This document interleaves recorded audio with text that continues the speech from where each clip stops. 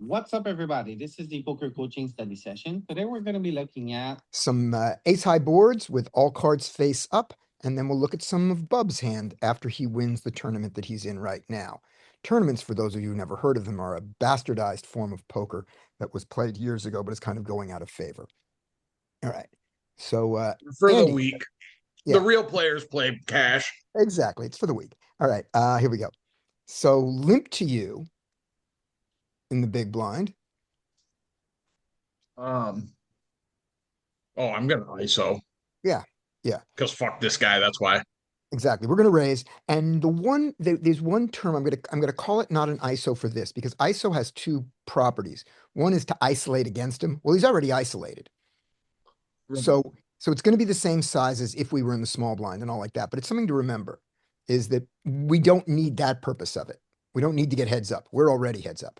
Now we're just raising to make him put more money in with a Because he's range. an EDV pip. That's why. I mean, you Yeah, only have exactly. 5 hands, but Yeah, but still, it's he's an played ADV pip four of and he's them. limping. So we're raising him absolutely. All right. What size would you like to go to? Um, so one thing I always look at here, open up. I guess. I mean, we don't really have enough hands to really know, but I look Mhm. at his limp and then call raise. But my standard here is just 7 flat out. Okay. Okay. If you click his Good. pop up, Yeah. you go 1 of 1. So Yeah. 101. limit call raise is 100%. And what I will do, like if it's really high in a spot where like they have a lot of them, like let's say they're 80% over Mm-hmm. like a sample of like they've limped 50 times and called the Yeah. raise 40 times, then Yep. I'll start splitting my sizes with like my normal ISO size, and then I'll go fucking massive with value. Right. But here I'm gonna go to 7. Yeah. I like to continue increasing the number till I find what their sensitivity seems to be so that you can dance around that. Um, Yeah. Here, the one of the things is that I think I do wrong is I sometimes go so big because I love having them fold. I love the hand being over when I'm out of position. But if they're going to call you with a much weaker range, you don't mind that call. So with that thing. So I go 5.5, we get called, and we flop the ace. What would you like to do? Well, he's gonna limp in probably. I mean, a lot of suited cards, a lot of just ace X bullshit. Hmm. Um, doesn't seem. I mean, granted, again, 5 hands, but not aggressive. But I'm just gonna C bet here, and I'm gonna C bet decently large. Probably. I mean, a flop large sizing is what, 8 bigs. Yeah, yeah, yep, that works. I don't hate a check here though. I'm going for the check. I'm going for the check range thing. I'm going for the protect my checking range with my lower aces. I You know, don't hate it. yeah, and because and yes, I give a free card to a club. So be it. Check. He checks behind. All right. So now what do we think about his range? I mean, he checks back again. He has a 0 aggression factor. Mhm. So we don't necessarily know. We know that we don't really know a whole lot. We know that he probably doesn't have any sets, any good ace X, any 2 pair. So we can start betting, and I think, I mean, the 7 could have help him, but um, I don't mind a small bet here. Well, I mean, fuck, we're delayed C betting, so a small size delayed C bet would be like a B66. Let's go like 7 or 8. Yeah. And I look at this and think that now it's definitely time for a C bet. And the theory of C bet large doesn't fit here because I don't think he has much he can call with. So I think we have to go small to get called. Right, but the draws he does Yeah. have, like, Yeah. unless it's somebody we know that they're just never folding to a delayed C bet, Yeah. Yeah. um, If they're then super then we stubborn. can go small. But Yeah. I mean, let's start. If he doesn't have anything, he doesn't have anything. Yeah. I'm trying to get called by a 4 here when I bet Oh, that's fair. 2.6. And I do. So that's good. And on the river? The brickiest of bricks, but still pretty bricky. Let's continue Yeah. betting. Let's Right. go. What kind of size? Let's go small. Okay. Like 5-ish? or even smaller? I'd say like a B33. So like, yeah, Okay. like 5.5, 6. All right. All right. A little bit bigger. Let's see what he did call with. Nice. Yeah. He limped with a much stronger hand than we thought. Mm-hmm. Um, with the king of clubs, he would have called a bet. He would have called a straight up bet on the flop, no problem, and probably on the turn. So we left some money on the table with this play. Okay. Larry, Good morning. it's Skate before you, and then it's you. I just Okay. said hello, Larry. All right, Skate, this is your hand because Larry doesn't deserve ace king. Nope. Also because I wrote Thank down. you, He Dad. just folded anyways. Yeah. All right, here we Yeah, go. he would have folded that, yeah. Oh yeah. All pre, man. Yes. But I don't know. What do you think? Should I fold this? No, let's ace king is going to be a mandatory 3-bet. As far as our so for our suited aces, I know we're doing we can do ace 3, ace 4, ace 5, a solver like ace 5. We Yep. could even go But we're definitely not to doing get too. what size do you want to go with ace king? Let's go. Oh, we have another player over there. I was talking so much I didn't even notice. Let us go out of position. About 4.5 plus that other original razor or collar. I mean, um, 4 times 3, the 7, 8, about 11 or 12. Okay. So 4 times 3 is 12 plus the additional money, 15. Yes, that's 15 what I is meant. 60. So like let's say Sorry. so like 16 or more. Yeah, sorry. I just Seems woke like a up. good Brain size. Yeah. not computing. Let's go. Let me say that again. Let's go. Let's go. About 15. Yeah. Four 15, times four 16. times 3 is 12, and yeah. Yeah. That's a great number. 15, Just 16, even up to 20 is fine. If these are the thank you. kind of people who would call 25, great. And you're not particularly trying, you're not, if they all fold, that's fine. But you're not trying to get folds here. You're just trying to get more money in when you're with a hand that beats most of their range. So I go all the way to 17. I get one call, that's good, and one fold. Perfect. All right. You flop the ace. What would you like to do? Yeah. So I think so. We continue here. Mm-hmm. We want to get called by draws and a worse ace like ace queen. Mm-hmm. So let's go. I guess we should go standard at 33. We could even size up a little bit because of that flush draw. Maybe Yep. so. Maybe up to 50. Let's go 50. Okay. So 50 at 50, we're saying that we're expecting to get called by any other ace. We're turning it into a two-street game, because after this we'll only have 30 left, which is fine. Um, and we're just really telling him if you have less than an ace, don't call me even once. And I don't think that's what you want to say to him. I think No, you want right? to get called by, I think you want to get called by all his pocket pairs one time and then you want to be all in against the rest of his aces because at this SPR, we've got about two, just a tiny bit more than two. We are happy to get all the money in with ace king. Okay. So that's my thought is you want to go a size here that his pocket pairs are going to call one time, along with his flush draws, they're going to call the bet. But you want to get called by a pocket pair once, and you want to be all in by the river. So maybe you bet in such a way that you call by a pocket pair twice, but I don't like that because I want to go all in pretty close to on the turn because I want the flush draws to put in all their money. I don't want them to have any money left on the river that they don't give us. Yeah, I think you're So, right.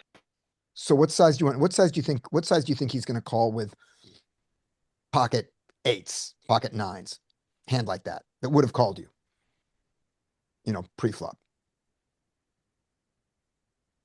Okay. Some like 10 big blinds. Sure. Yeah, I think so. 10, 11, 12, 13, anything in that sort of range, they probably will call once. Yeah, All right. nothing more than Right. 15. So I'm going right. So I'm going even smaller for this, but I'm still going to be all in by the river. So we do at 9. He calls the 9. Great. So his range now is When he Um, calls this 9, what do we think his range is?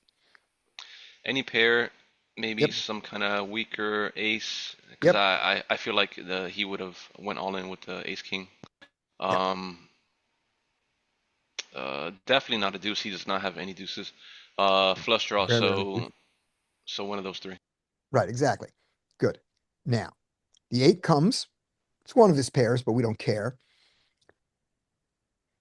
At this point, I think you have two choices, which is you can say, I'm done getting any value from pocket jacks or 9s or 10s or 7s. I'm done with that. And now I just want to make sure I get all in against an ace, which I could do by jamming, and they probably will call. Maybe not. And that way I also get maximum value and maximum leverage against his flush draws. Or you could spread this out over 2 bets and try to get called again by a pair. Which do you like better for your goal? Which are you trying to do? Yeah, I want to get called by a pair. Again, I don't Okay. think that he's gonna call all in for a flush draw.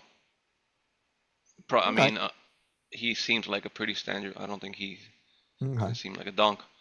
Right. Um, so yeah. Yeah.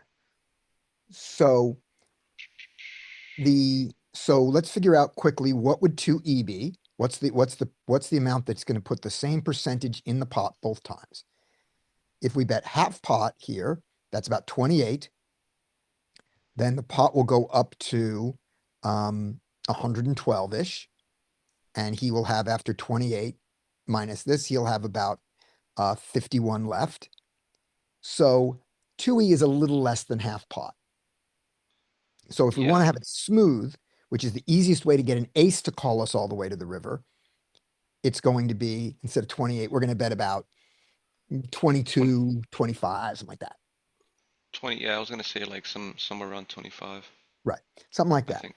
Um, do we think that a pocket pair is going to call around 22 or 25?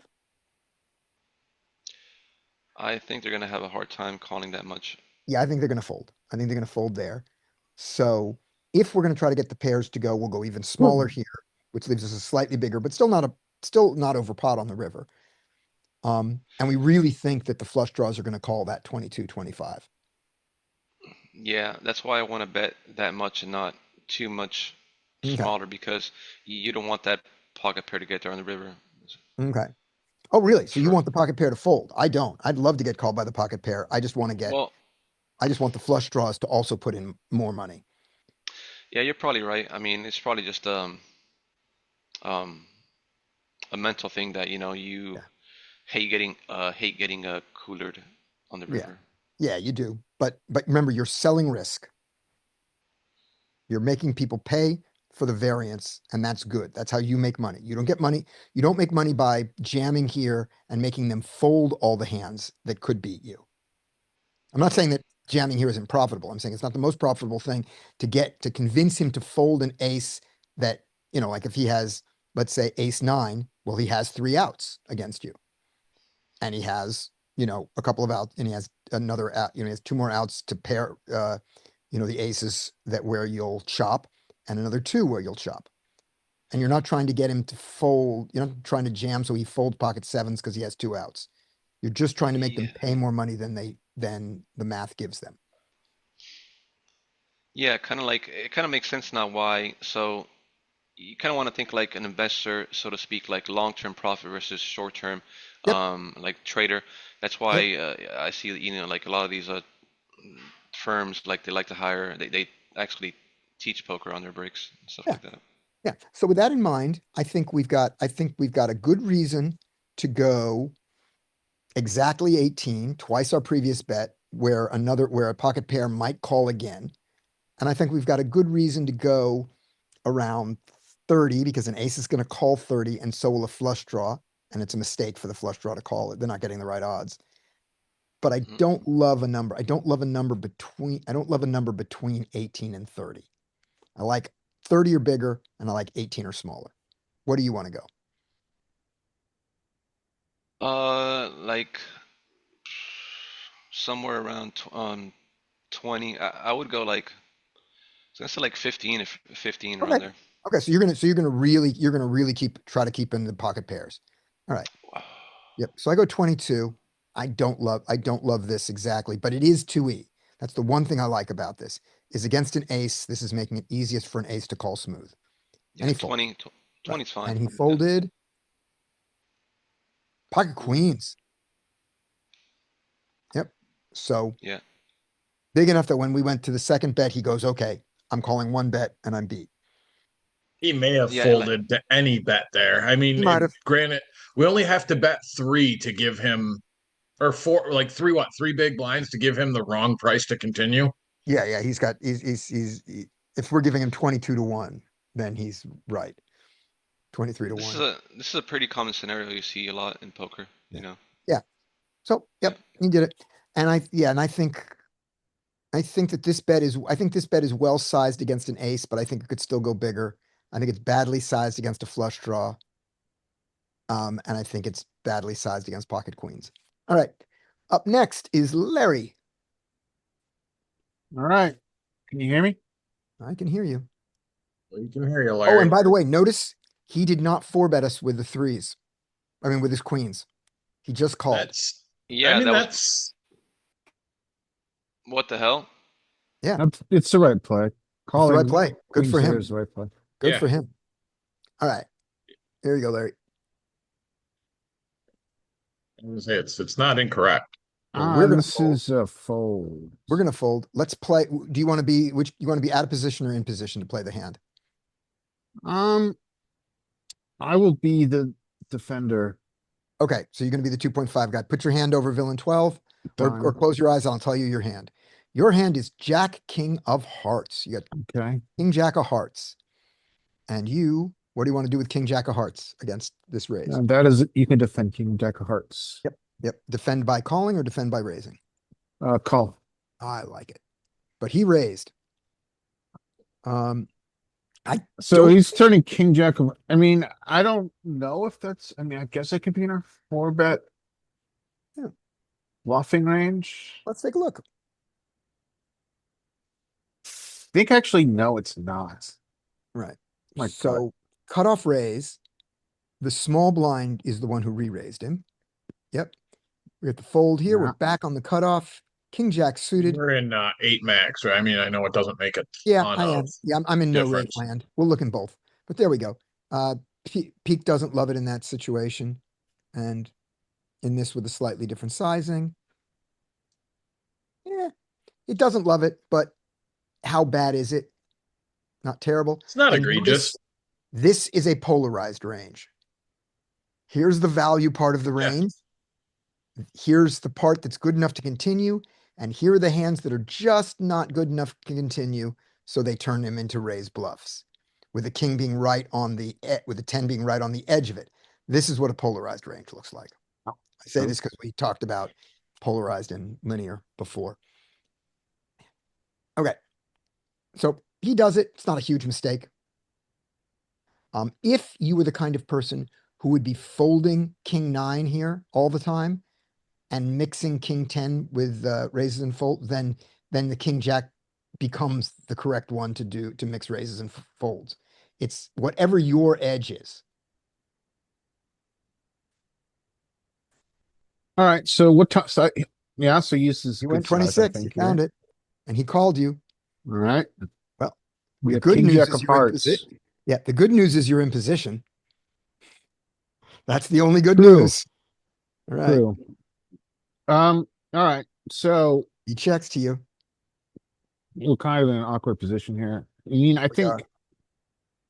in a 4-bet pot, there's very little check back here across our entire range. So, our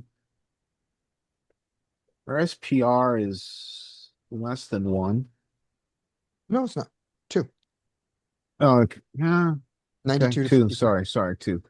Less than 2. So I think we see bet here. I think sometimes the default size here is half pot, which is quite large and unintuitive for a 4-bet pot, but I think here with our marginal showdown, we want to go like be 20. Okay, So like 10. 10. Yeah, yeah. There are a lot in these 4-bet pots. There's a lot of C-bet range small. We'll take a look at this one for fun. Because I wouldn't mind looking at ag report and see what size it likes to Yeah. use.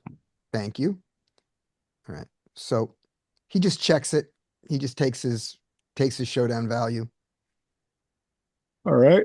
And he doesn't get check raised, so he gets the chance to see another king, a jack, a heart, a 10, or a queen, all of which are okay. The 6 comes. Check again. I think now we've decided that we're going to try to navigate the showdown, so we're going to check again. All right. He bets. All right, it's hard to know what this is. It's just Maybe a he thinks value it's bet value against maybe queens, he thinks it's value against queens. jacks. And assumedly he's only going to bet twice. Bet once, I mean. Yeah, I Assumedly think so. he's not going when he gets called here. This guy calls. Right. So what do we think his range is? So he's got obviously he defends a lot of ace X, especially suited ace X against a fold out here. Mm-hmm. He is going to have some. Maybe it's hard. Maybe queen, jack, diamonds is really the only draw he has here. Yeah. And I think you're supposed to have like jack 10 diamonds too. Yeah. But generally I think he's defending a lot of suited ace X. Yeah. And I think his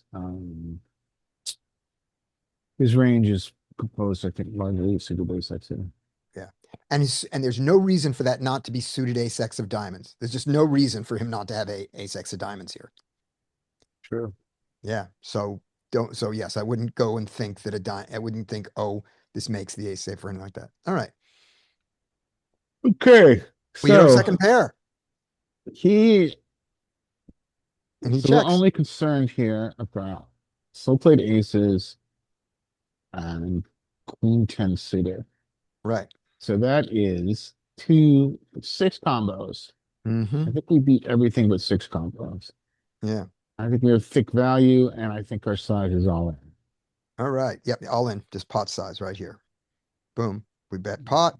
He folds. And just so you know, I believe that this is an insane fold and he may have cut himself off because I thought what he had was ace jack. He folded 2 pair here. Maybe he got disconnected because this is an Wow. insane fold Why would he fold this? because he just knew that we had to have ace king or pocket kings or pocket aces and we were slow playing. That was his vision of the world. This should not have worked. No. And interestingly, when you listed your hands, ace jack, which was one that you would have put him on earlier, what wasn't in your list. No, it wasn't. You didn't, I and what you were going to say is, and if it's ace jack, so be it. That's what you were going to say, which is fine. But you didn't include it, and neither Well, did I. yeah, I should have included those 2 combos in his. yeah. It's definitely his range. Yeah, because you had it here.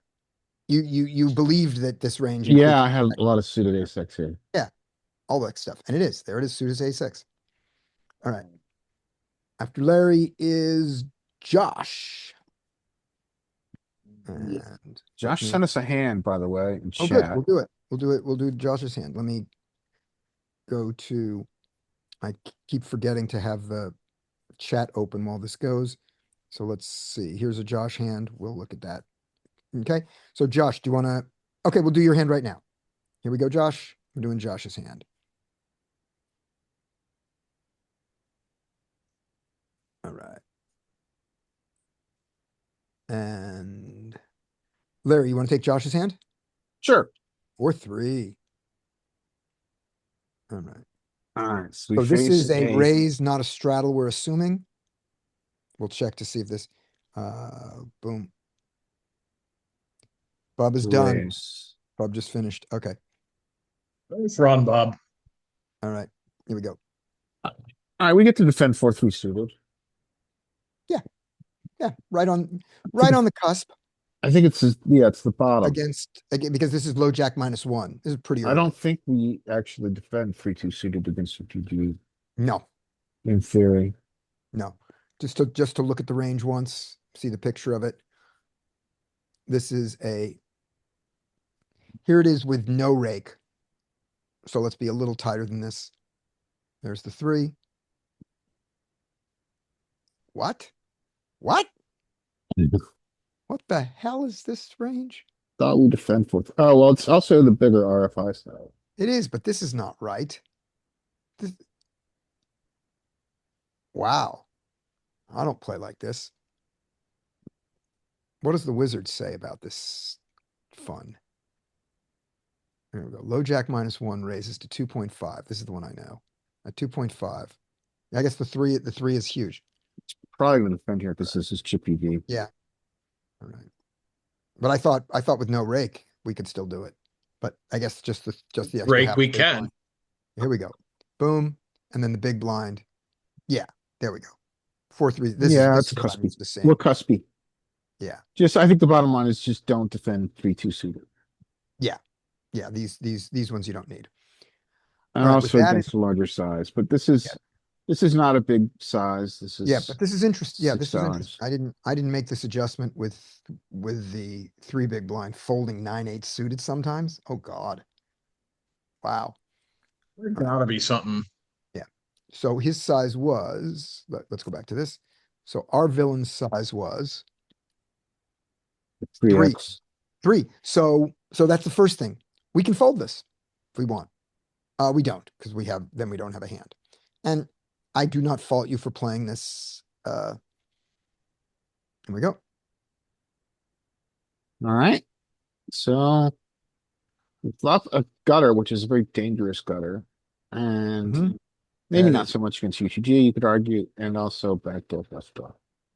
I don't think we get any dunks on this. I would check. Right. Yep. The other thing about our gutter is when we make it, if we're not fucked, it's still going to be hard to extract money Sure. because it's a 1-carder for him. So it makes it much less valuable. We check. He checks behind. All right. All right. What is his range? So I mean, depends on the player. Mhm. Good players will have aces and kings here. Mhm. Less so queens and jacks, and less so tens. He's also gonna, of course, have misses. He's gonna have ace king. A lot of ace X here. He should check back at some frequency. You should bet like queen jack more, king jack, king queen more. But yeah, that's what I think his range is. Yeah. A lot of unpaired Broadway big cards Yeah. here and very few pairs because his low pairs are afraid of a card coming off. I'm not saying they should play this way, but people tend to play this way. If he has a 9, he always wants to bet it. I mean, in theory, we've got a stronger range because we're opening from UTG, which allows us, Yeah. I think, to bet more with those overpairs. I'm not sure. Yeah. But I think that in reality that this person is now seriously drained of pairs and has unpaired big cards. Okay. That's what I think his range looks like most of the time. Right. Agreed. So we own every card below. We own every card 9 and below on this turn. One of which gives us an actually good hand. I was gonna say, what do we think about how much more capped somebody's range is in position here? You mean than out of position? Yeah, like out of position, there are Awesome. players that play somewhat straightforward, but are still going to check over pairs in this spot. Yeah, I Yeah. think generally people are going to be less capped here when they're in position than they are out of position. Interesting. How come, Larry? Because I think it's the opposite. Did I say less capped? It's Yeah, I Why think do they're I- less capped. I think people are going to check back over pairs more here in the driver's seat. it Okay. seems As opposed to out of as opposed to position. checking out of position, going for a check raise. there's That's what my gut's people that telling are me. I could be checking wrong. out of position to check raise is the one thing, but in position, like when I watch players play, most of them are like in position is time to build the pot now and not get outdrawn. Yeah. When I have an overpair versus out of position, sometimes they're looking to check raise, so they have some more checks in that spot. That's my That's that's like my main reasoning for why I think they're super capped in position.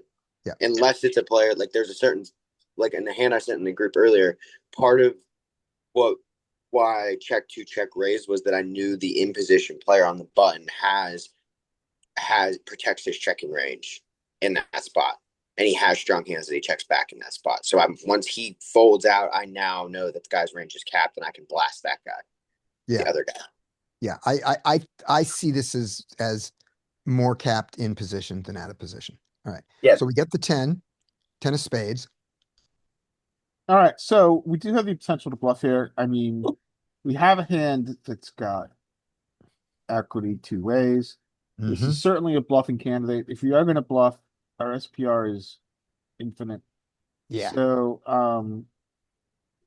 if we are going to bluff, I think we need to start. If I was going to bluff this, I'd start with a small bet. And then I would see how it reacts to that. And then I would overbet river. So if I was playing here, I'd bet 3 to 4. Go Okay. 2E. 2E is 100. Yeah. Yeah, I'm. Yeah. Yeah, so you're going 3 to But you 4 can here. I like it. I think I'm gonna probably still- there's big bets here too if you Yeah. want. I like the motion you're doing. I think I'm going to go more like I'm just bet small, but I think my small is more like 5 to 6 here Yeah, I think that's and 3 to 4, but same idea. Same idea. All right. this is a So good one. we go 15 here. All right. I which think is- there's definitely a line here. Yeah. But the thing Absolutely. here is that you are now so the line that Scotty and I are talking about are we're extracting value from all his assets, it's not gonna fold. And then evaluating river, and on most rivers, we're going to blast. But you're Yeah. choosing a different line here, which is fine. You're essentially saying, I've got a set of nines and I want value. You got a set of sevens. Yeah, I want but we also value. have to think about absolute sizing here is, It's only you know, 15. it's only 15 in a 1-2 game. Like this is a small size. Yeah, it's only 3 red Okay. chips. That's true. All right. There's that truth too. Yeah, that's But true. you are saying essentially you're at top of the range here. So I would argue that if he calls, you need to be more wary of what your sizing is on river. Right. You need to be more Um, aware on river that he's got a more Yep. filtered range. I mean, I think Yeah, you got a good point about absolute value, absolute bet size. I We- want to add something here. The 10 is actually really good for him. Mhm. I How do you would be come about careful on Yeah, that.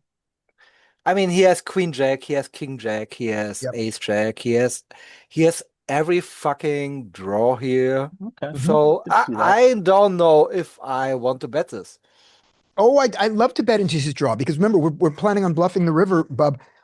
Except on the cards that hit. That's it. fair. We're not planning on bluffing an ace, a king, probably not a queen, probably not a jack.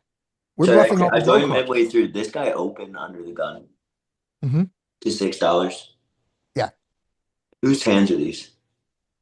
It's just Okay, so you go. He opens.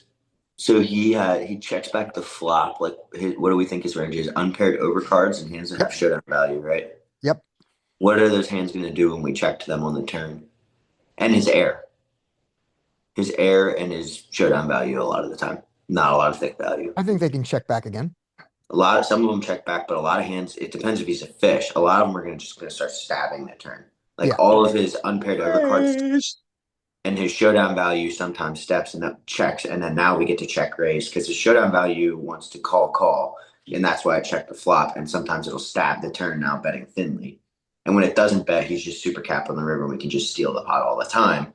But we now get to if he comes out and stabs, we get to check raise massive then. Like if he turned a 10 here, we can he's never folding a 10 if we just go bet here.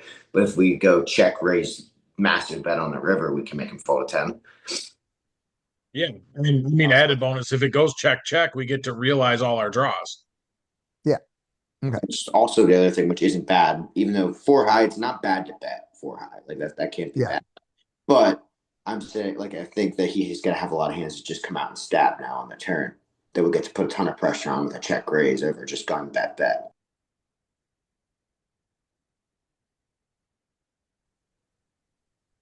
That is a very, very strong, very profitable, and very expensive line. Those are all the things about it. All right, here we go. But this is the line we took. All right, so As this played, yeah. So the repeat 7 is obviously we know that some recreationals have problems folding pairs on a paired board. yep, This 7 now, I think the 7 is we gotta fire. we Our definitely have to bet. overbet. What is composed of his overbets? So his overbet call range. He has some spade draws here. And we don't block and we don't block the important ones. And yeah, it's true. So that's good. We don't need to worry. Sometimes you go, oh gosh, we block his spades. We really don't. So they're gonna fold to any bet. Any misdraws here. And also the Mhm. misdraws of bows or both mentioned. Yep. Like Queen, Jack, King, Queen. And the other part of his range is evidently strong enough to call an overbet, which would be like slow played aces, kings, and queens and jacks. I don't think we need to blast here, actually. I think maybe we target the draws that missed and bet a half pot or maybe even a quarter pot. I Yeah, don't think and we we're need and just get called by a 10. Just don't bluff a 10 off but make sure his unpaired overcards, which we think Yeah, he I has. think we're gonna get folds from some portion of his range, which is Yeah. around his Fine. draws if we bet half. Yeah. And we are certainly gonna get called by any of this value. Right. But And if we bet 2x, do we think we're gonna get a 10 to fold to 2x? some people, but depends on the person. Yeah, Not loving it. not loving it. I think I don't Part of his range I just think I'd became rather untapped too. I mean, Yeah, 7x is not outside of range that checks back the flop. yeah. So I like the bluff and I like the small bluff here. Small Yeah, I bluff think I being, prefer a half pot here. yeah, half No is bluff. nice. Half doesn't induce, half is nice. So 35, go a little bit bigger, and I'm fine with that. That, the Yeah, I think 3/4 this ish, size is good. that's good too. And I'm expecting to get a lot of folds, and we Yeah, do we're not gonna get a call fold, sometimes, and yeah. he hit that 10. That Yep. makes total sense. Yeah, I think trying to blast him off the 10 would be expensive and not worth it. And I think like, the conclusion, Josh, is that we feel your line was good. yeah, I like it. I like the direction on all of it. Let's be really, really academic and not Yeah, be to be- results oriented and say you took a good line. Yeah, we like the direction of the line, and the only things we're disputing is the size on the turn can be smaller and accomplish the same thing, leaving you with a smaller bluff that you need to make on the river. So you get the same thing, but you get it a little cheaper there, and and like that. I would consider. I don't think you want to go smaller on the turn here. If we're not going in a game where absolute size does matter. I think we want to make it uncomfortable. Like, because when we come out and overbet the river, it's still not a massive absolute size for the game. Right. It's Okay. like we want it to be a big size for the game. I use an exploit in MTTs, and I think that would work here as well. Is let's say if the turn wasn't a 10, like a deuce, you could bet pot size because your opponent basically never has anything he will fold. And if he continues, you actually have to give up your draws, obviously, or give up your bluffs. But on an overcard, I would bet like 1/3 and then decide on the river what I do. Maybe I go for big sizing, maybe I just check, give up. Yeah. And I think that's a very good idea because overcards will always favor the guys that have the stronger range, right? Yeah. And that's the whole idea behind it. So if there's an overcard, you go for a small sizing. If there's an undercard to the board, or maybe on this board, like, yeah, you need an undercard because everything else is a straight, then you go for big sizing. Let's take a look at this guy real quick in the solver. This is let's we don't ever have any queen jack here, so we'd have to change we would have to change this to a 10 on the river to get here with our hand. So let's not do that. All right, next hand is, here we go. This is going to, we had Larry, oh, Bub, this is go to Bub, and then Brian. All right, Bub, you got pocket queens. And Very it's good limp. hand. I want to raise here. This guy looks like he's very tight. Is that true? Is it 18-5? Yeah, he's tight. He's 18-5, and he has a very few open limps. Mhm. He's limped 4 times out of 21, but we don't know how many of these were from the small blind or how many of these were limped to him, and he limped behind. These are not open limps. We don't know what his open limp thing is. Okay, let's find out what it is. I raise to 6. Okay. I guess so. don't. So when I'm in position, I would like the 3.5. Out of position, I would go bigger. Yeah. Yep. That's just me. I'm wondering did I think that on an 18-5 that I was trying to be small enough for the limp re-raise? I don't think so. Okay, know. so I don't know where it the came thing is, let's say he 3-bets you here to 10.5. You're not folding, right? I mean, you have pocket queens. No, So the money's going in. Yeah, that's the thing. So Yeah, I but would at raise 40 big blind, bigger. at 40 bigs, maybe I'm just gonna, maybe it's just like, okay, let's jam and go. Yeah. Here's the ace. Good board to c-bet. Not the best hand to c-bet. We can check call, we can bet.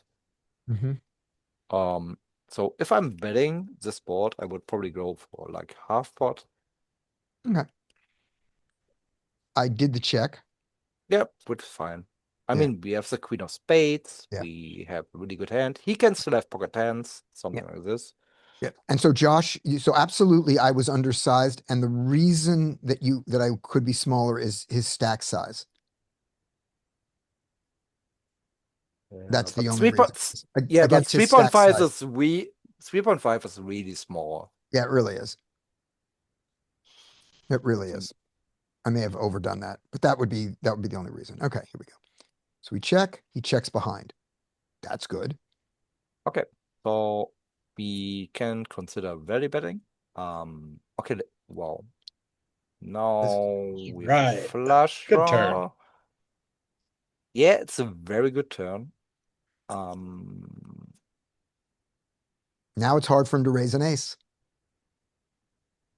No, it's hard for him to raise an You ace. call with an But ace. on the other hand, We're not getting raised.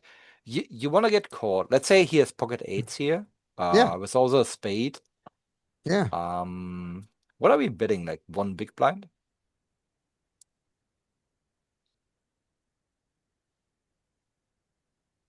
The problem is getting called here. It's not about our hand is good, but if he doesn't have an ace and We he can has bet we can get 3 or 4 and get called by even a jack of spades. Call 3 or 4. Jack 9 with the jack of spades, king 10 with the king of spades, Yeah. jack 10 with the jack of spades. Yeah, I mean any king of against a spade draws, we can bet bigger, but okay, are we getting called by any pair that doesn't have a spade? Probably not, because his pairs are really small. Because he open limped. Yeah. So we're not expecting to see jacks here. Or even eights. So 8, but I mean, we don't know what an open limping range is specifically. Yeah. That's the thing, is if we we've gave seen an open we've seen limping king queen. We've seen yeah, king queen. like what do we know about open limping ranges is that they're very wide a lot of the time. Yeah. So what we do know is that contains hands like 8-9 with the 8 of spades. Yeah. Yeah. All of that type of stuff. Yeah. I think we can bet for value now. And when he protects his check back range with his bad aces, they can't raise us. They just call. And then we decide what to do on the river. Yeah. Probably they check back river and then they win. And if they have the flush draw, they might bet river and we have to check fold. So I don't know. It's I think checking's I better don't- there still. I don't know if that's that easy. I personally, I'm not super hyped about the spot. Okay. I think All right. checking's good because he has a lot of hands that are gonna have to come out and stab now. He did. He did. Yeah, This now line is I'm certainly easy. calling. Obviously, I'm not folding here.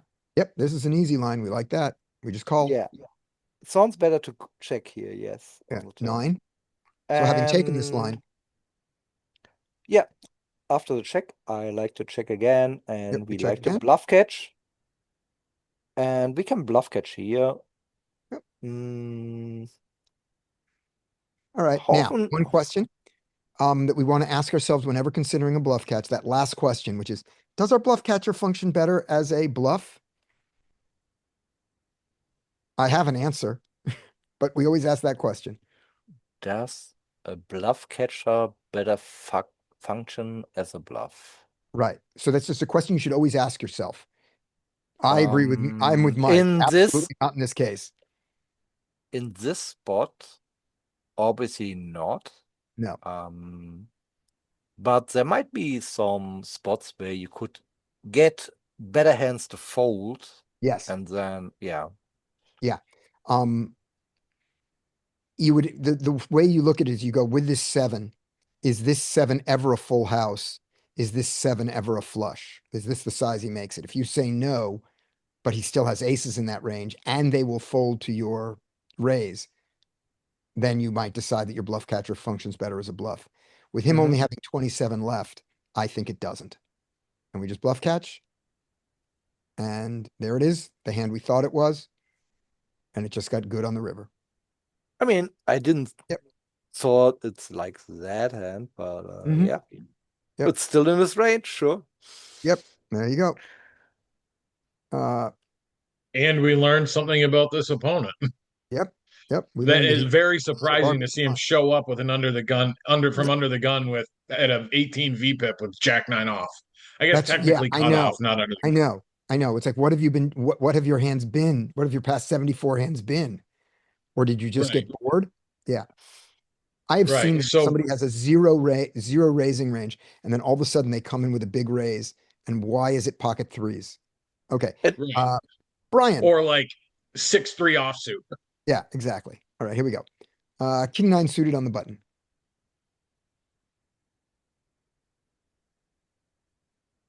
Brian.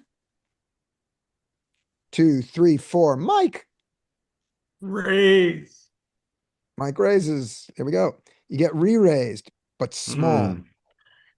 Yeah, this small size is like making this decision hard because I know. we just I know. fold to a normal 3-bet. But Easy fold. is this appropriate to call in position? Probably not still, but I would imagine it's probably kind of close. It's in order to make this profitable. This guy's stats are okay. Yeah. Pretty I reggy, mean- but his sizing is really weird. This is a continue even at a normal size button versus small blind 3-bet with King 9 suited. Is it? It What? actually mixes between Oh, call my. and 4-bet. Oh my. Hmm. Yeah. And I knew that Maybe- without even cheating and looking. I I just didn't know that. Maybe um maybe in GTO land it's okay to defend, but versus kind of your typical opponent, it's probably not great. Now I think because I've been now I studying think the it's great pre-flop against his charts size, though. hard after the come to Jesus And session. this is with rake, right? This is with rake. Wow. Okay. Let's do it. Let's go. Well, that makes calling easier. Do I like 4-betting anymore now that we know that it's still I honestly kind of like against that size 4-betting, unless I like 4-betting it less. Yeah, I think 4-betting less due to the size. Yeah. If you did a normal size raise to 11, depends. Then 4-betting You're is- right. Here, is more until we know attractive. if we've seen our villains splitting 3-bet sizes with smaller 3-bet sizing to means a weaker hand, then I like 4-betting the small size more, but we don't know that yet. So Yes. yeah, I like calling, I think. And we've also seen people where their 3-bets, their smaller 3-bet size is the strength where they want to keep you in. And until we know either way. Yeah. All right. So All right, good call. there we go. Thank you, Andy. All right. You flop a whole lot of not a lot. Please see bet so we can, so this is easy. Yeah. We just fold. Okay, well, I feel like this is easy. We just fold. Yeah, we just fold. We All right, already let's find out- exploited him let's by find out what his size we is. printed money on that call. Yeah. We printed by them three betting so small. Mm-hmm.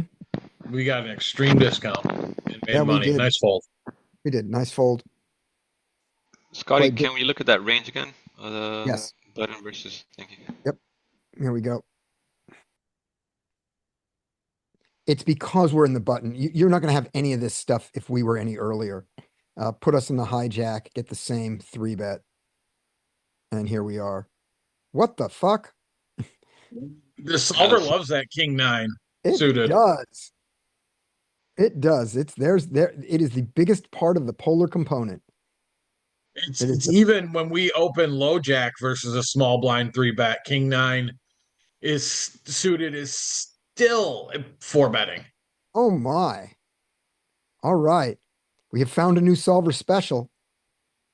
And Yeah, and normally King 10 suited is kind of like it's where I put most of my 4-bet bluffs. Yeah. And can you go back to button? Yes. And I'm curious what it Oddly does with enough, even once we get kings. to, if we go to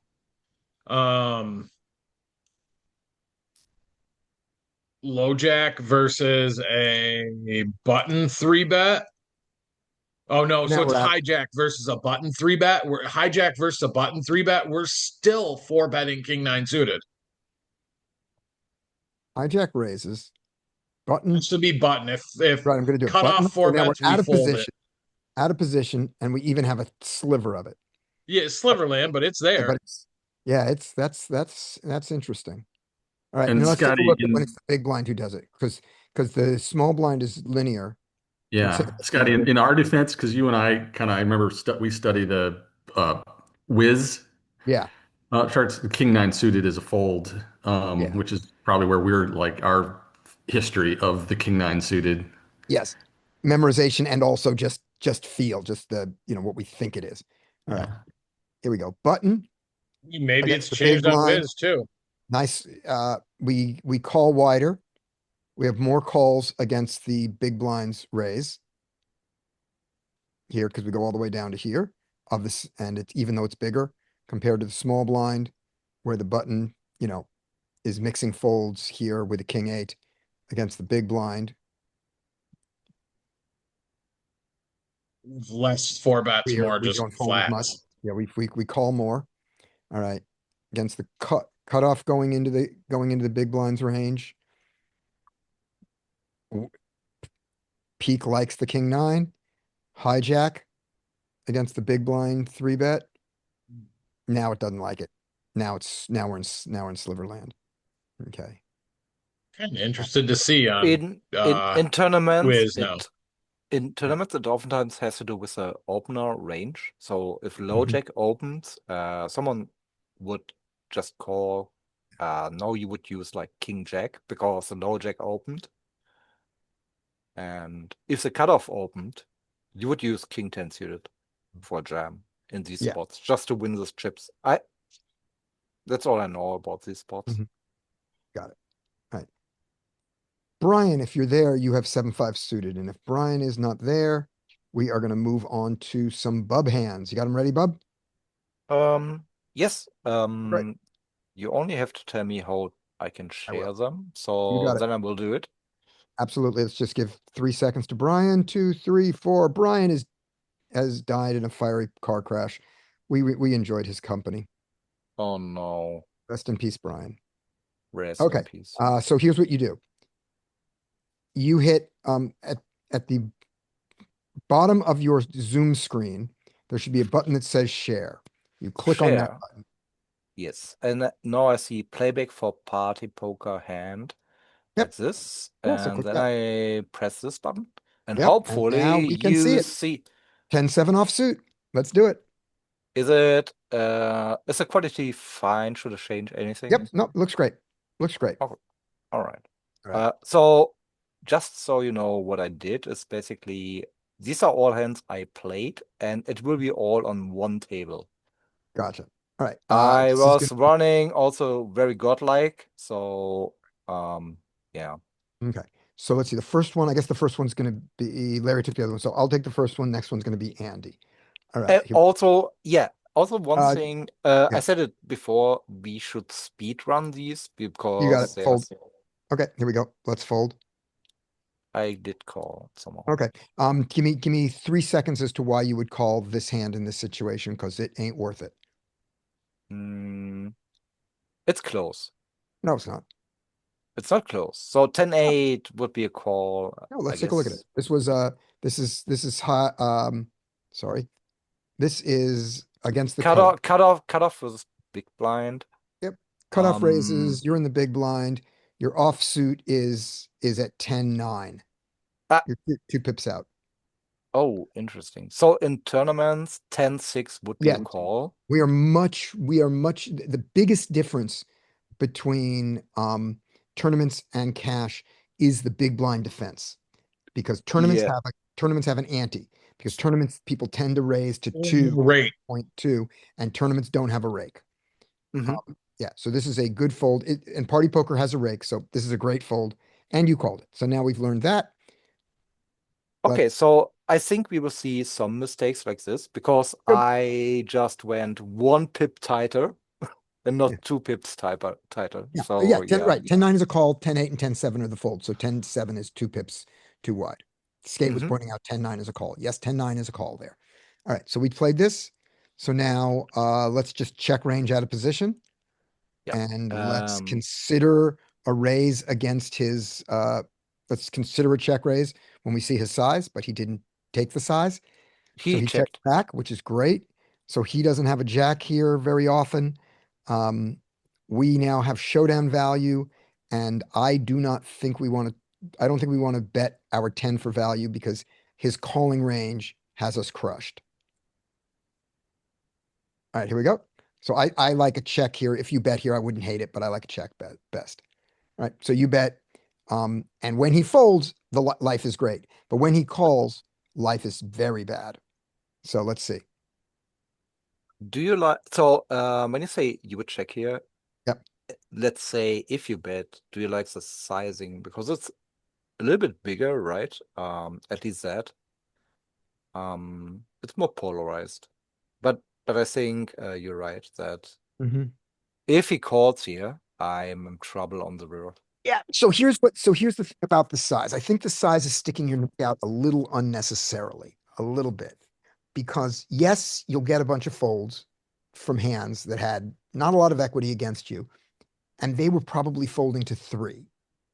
You know, it's hard for him not to have a straight draw here with the hand that he checks back, because he has a lot of unpaired overcards when he checks this Jack 9 board. And it's hard not to have a straight draw with unpaired overcards. Ace King's the only one. Yeah. I think the only fault I get. And even that's got a gut shot. Even that's got a gut shot. He's so with that in mind, when you get called here, it's really dicey, and you've made it 4 and you've put in 4.3 to do it. So I think if you're going to bet, a bet of 3 does the same thing as 4.3 and it saves you 1.3. And I still like the check better. All right. So you bet 4.3. Okay, but I agree. Under pairs would fall to the sizing. If I bet 3, under pairs would fall to this 3 big blind sizing and some ace for and the gut diamonds. And the gut shots are probably calling both. Yep, exactly. So if he has some king X, he would call anyways. Yeah. And he did call. So calls. Now you have the deuce. I like a check and I like a bet of 3. That's what I like. Check, great. He checks behind, wonderful. Yeah, that's what you want to see. And sometimes his 10 beats you. All right. All right. Great.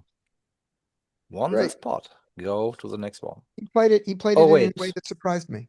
I thought that when you have 8, Um, 9 there, I thought he'd bet that flop. So the thing is, I didn't Wait, just for fun, rewatch the I hands. checked. Hmm? Yep. Just for fun, I checked Wiz. Mhm. The King 9 suited button versus small is still in 6 max is still a 4 bet. There you go. It All right. mixes between 4 bet and fold. The calls aren't there. Right. All right. The King 9, the new Ace 5. All right. Up next is with King 10 offsuit, Andy. King 10 offsuit. I love it. In fact, I love it so much that I'm gonna fold. Yay! Or I'm gonna 3 bet. Okay. Is that horrible in cash? Yeah. Let's. Not horrible. I guess it depends. Do you have your HUD stats up that we can see? I have 0 stats. I Right. just go by reads on players, Gotcha. and Okay. King 10 is a good 3-bet in entities. Once again, I'm not sure if it You're is off by- against cutoff in cash game. Yep. You're out, but you're out by exactly 1 pip. King 10, King Jack does it. King Jack is Neapolitan. It mixes raises, calls, and folds. And King 10 is the pure fold. So Your you're off, fold. yeah, but you're off by Mhm. 1 pip. So I better mean, not. you're not like super far off. Yeah. Oh, he checks.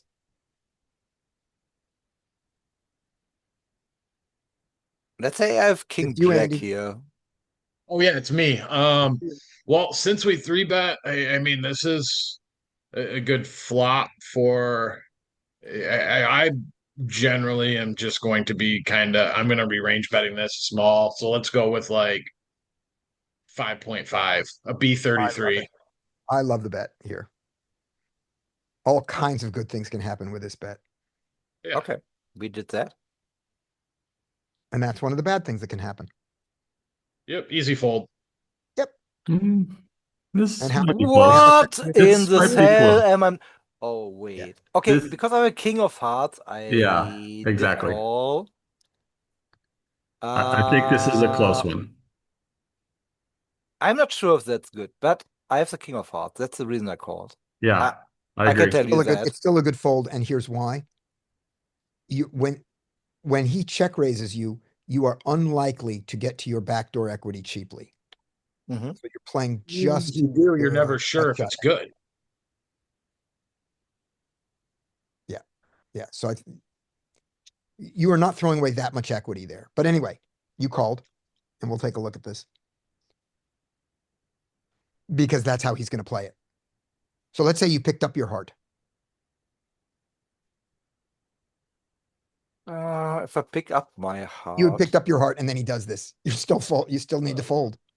I have 3 outs that are clean. Maybe I have 6 outs that are clean plus 9, 15, 30%. It's actually still close. I think I have to fold. It's 35% odds, right? It's super Yeah. close. It's super close. If I hit my heart, I might have to continue. Yeah, and you don't, and that's why I was saying that why it was a good fold on the flop. Yeah, that's true. Hopefully, I find the fold.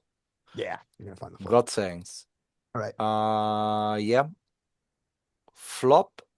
I agree. So, It's I'm it's a gonna make an little argument. bit loosey goosey, but he might have checked turn. So we don't know.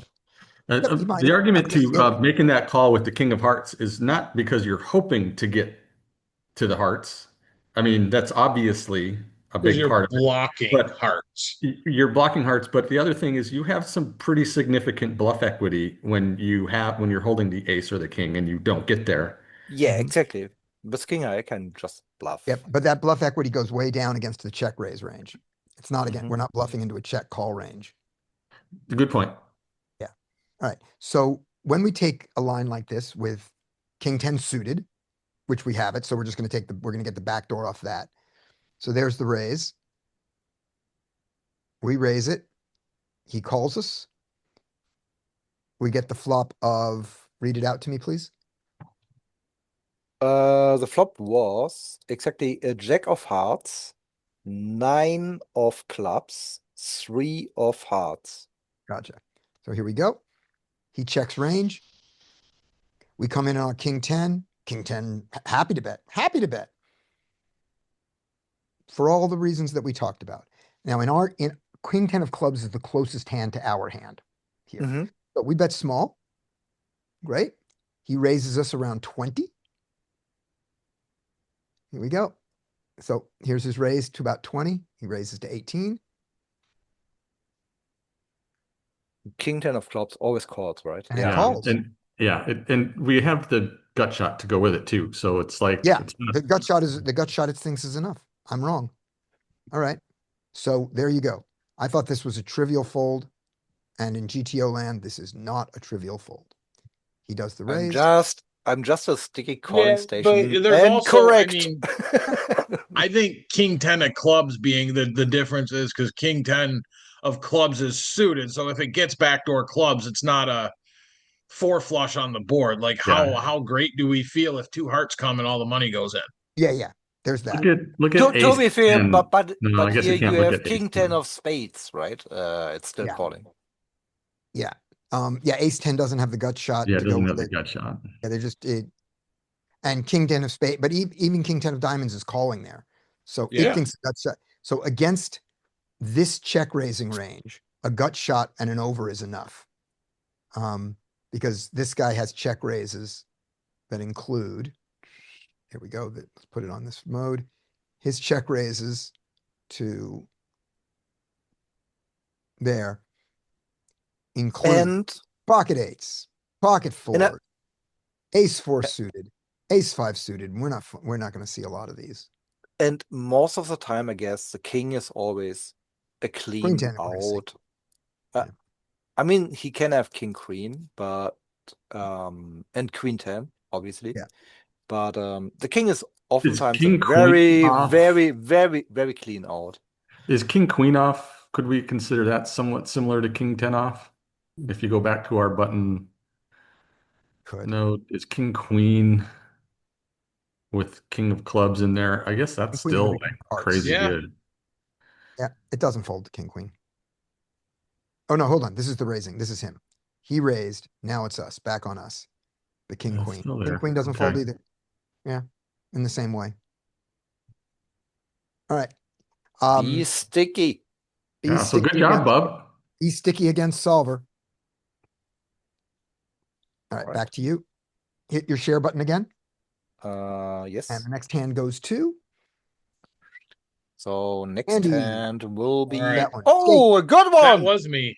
Yeah, Skate's got the next one. Bub, can I ask why you don't? I know you said you like playing by feel, but I mean,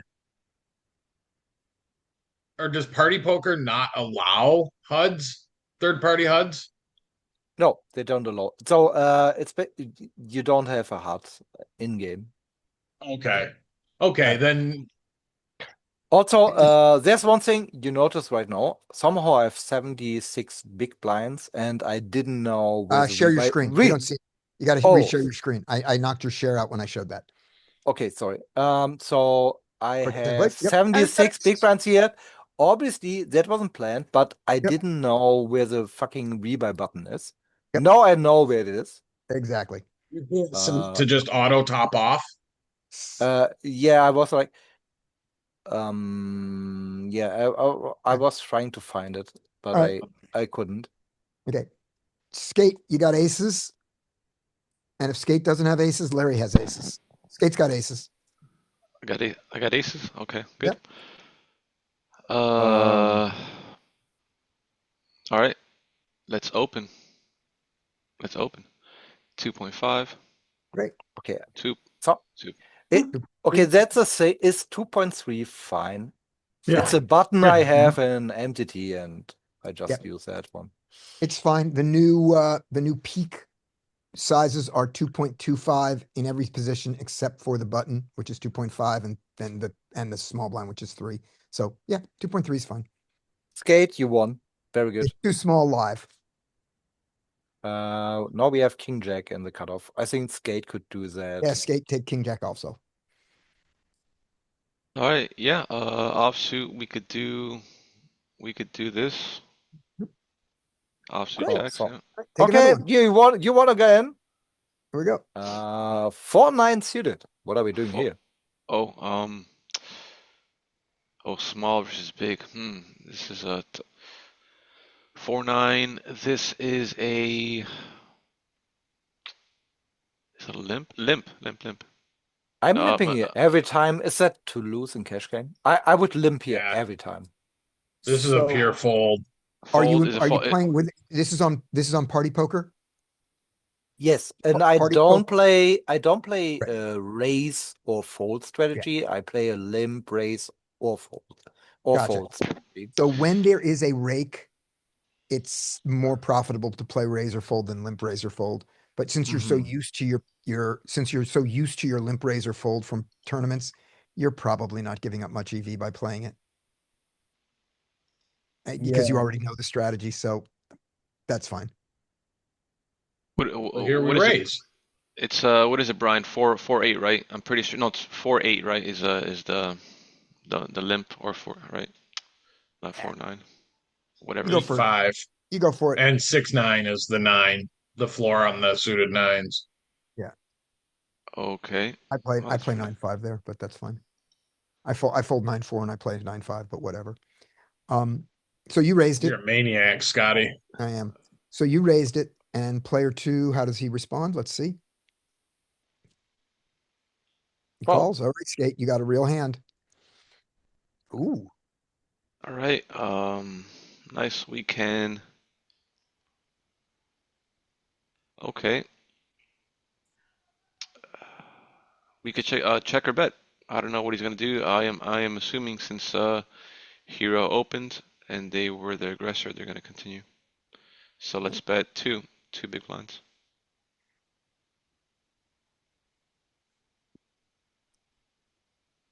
So the reason to go four here that makes sense is that this flop is almost as if there's no flop there at all because people aren't going to have a lot of twos and threes. But is that true versus the big blind that he doesn't have any that he's folded out his twos and threes there? Small blind versus big blind. I would say yes. Okay. But okay, he can have some three. It's very unlikely, right? Yeah. It's less true than other positions, but it's probably still true enough that you can bet big and you have a massive overpair advantage here to him. Yeah. You just have a massive advantage. I here. can have pocket fours, five, sixes, sevens, plus everything You to got the everything. sky. And you have the ace, and you have the best aces that he doesn't have. Hmm. So, and then your actual hand Doesn't is mind fine. it, right? Yeah, the actual hand is fine for this. So great. Okay. You bet 4.7, and what does he do? He calls. Oh, now it gets interesting, I guess. All right.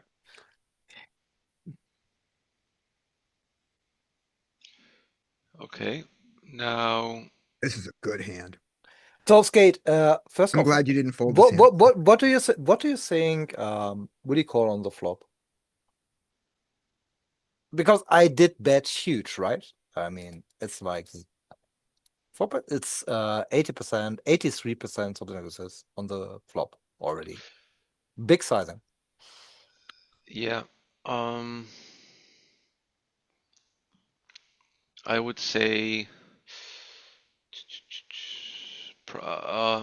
like worst hand he could probably have, like, I'm not sure what his play style is, but I mean he's probably not likely because of your stack size calling some kind of backdoor like ace X backdoor, so I'm kind of discounting that. Pocket pairs, any kind of pocket pair like fours through sevens, something like that. Or of course a better flush draw. And what else? You don't think he's defending ace high? Oh yeah. Of course, ace. Yeah, just like the chat. Yeah, ace. Four, ace, ace deuce, ace. Of course, ace three, ace four, ace five suited. He should have folded. Well, no, he could still call ace six, ace seven. So he could have a bunch of suited ace X, king X, and the wheel draws, as Scotty mentioned. Yeah. Don't you see? Okay, that's interesting because I would guess he has to defend more ace X here. Actually, he has to defend any ace. Well, yeah, as far as us, like if we're bluffing, which we should be a large portion of the time, right? In this configuration, then yes.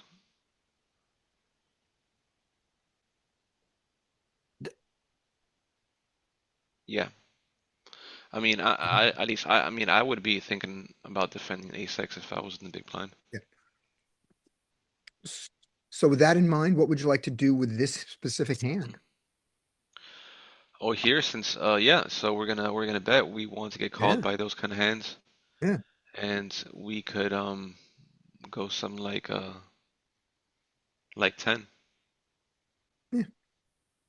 I agree.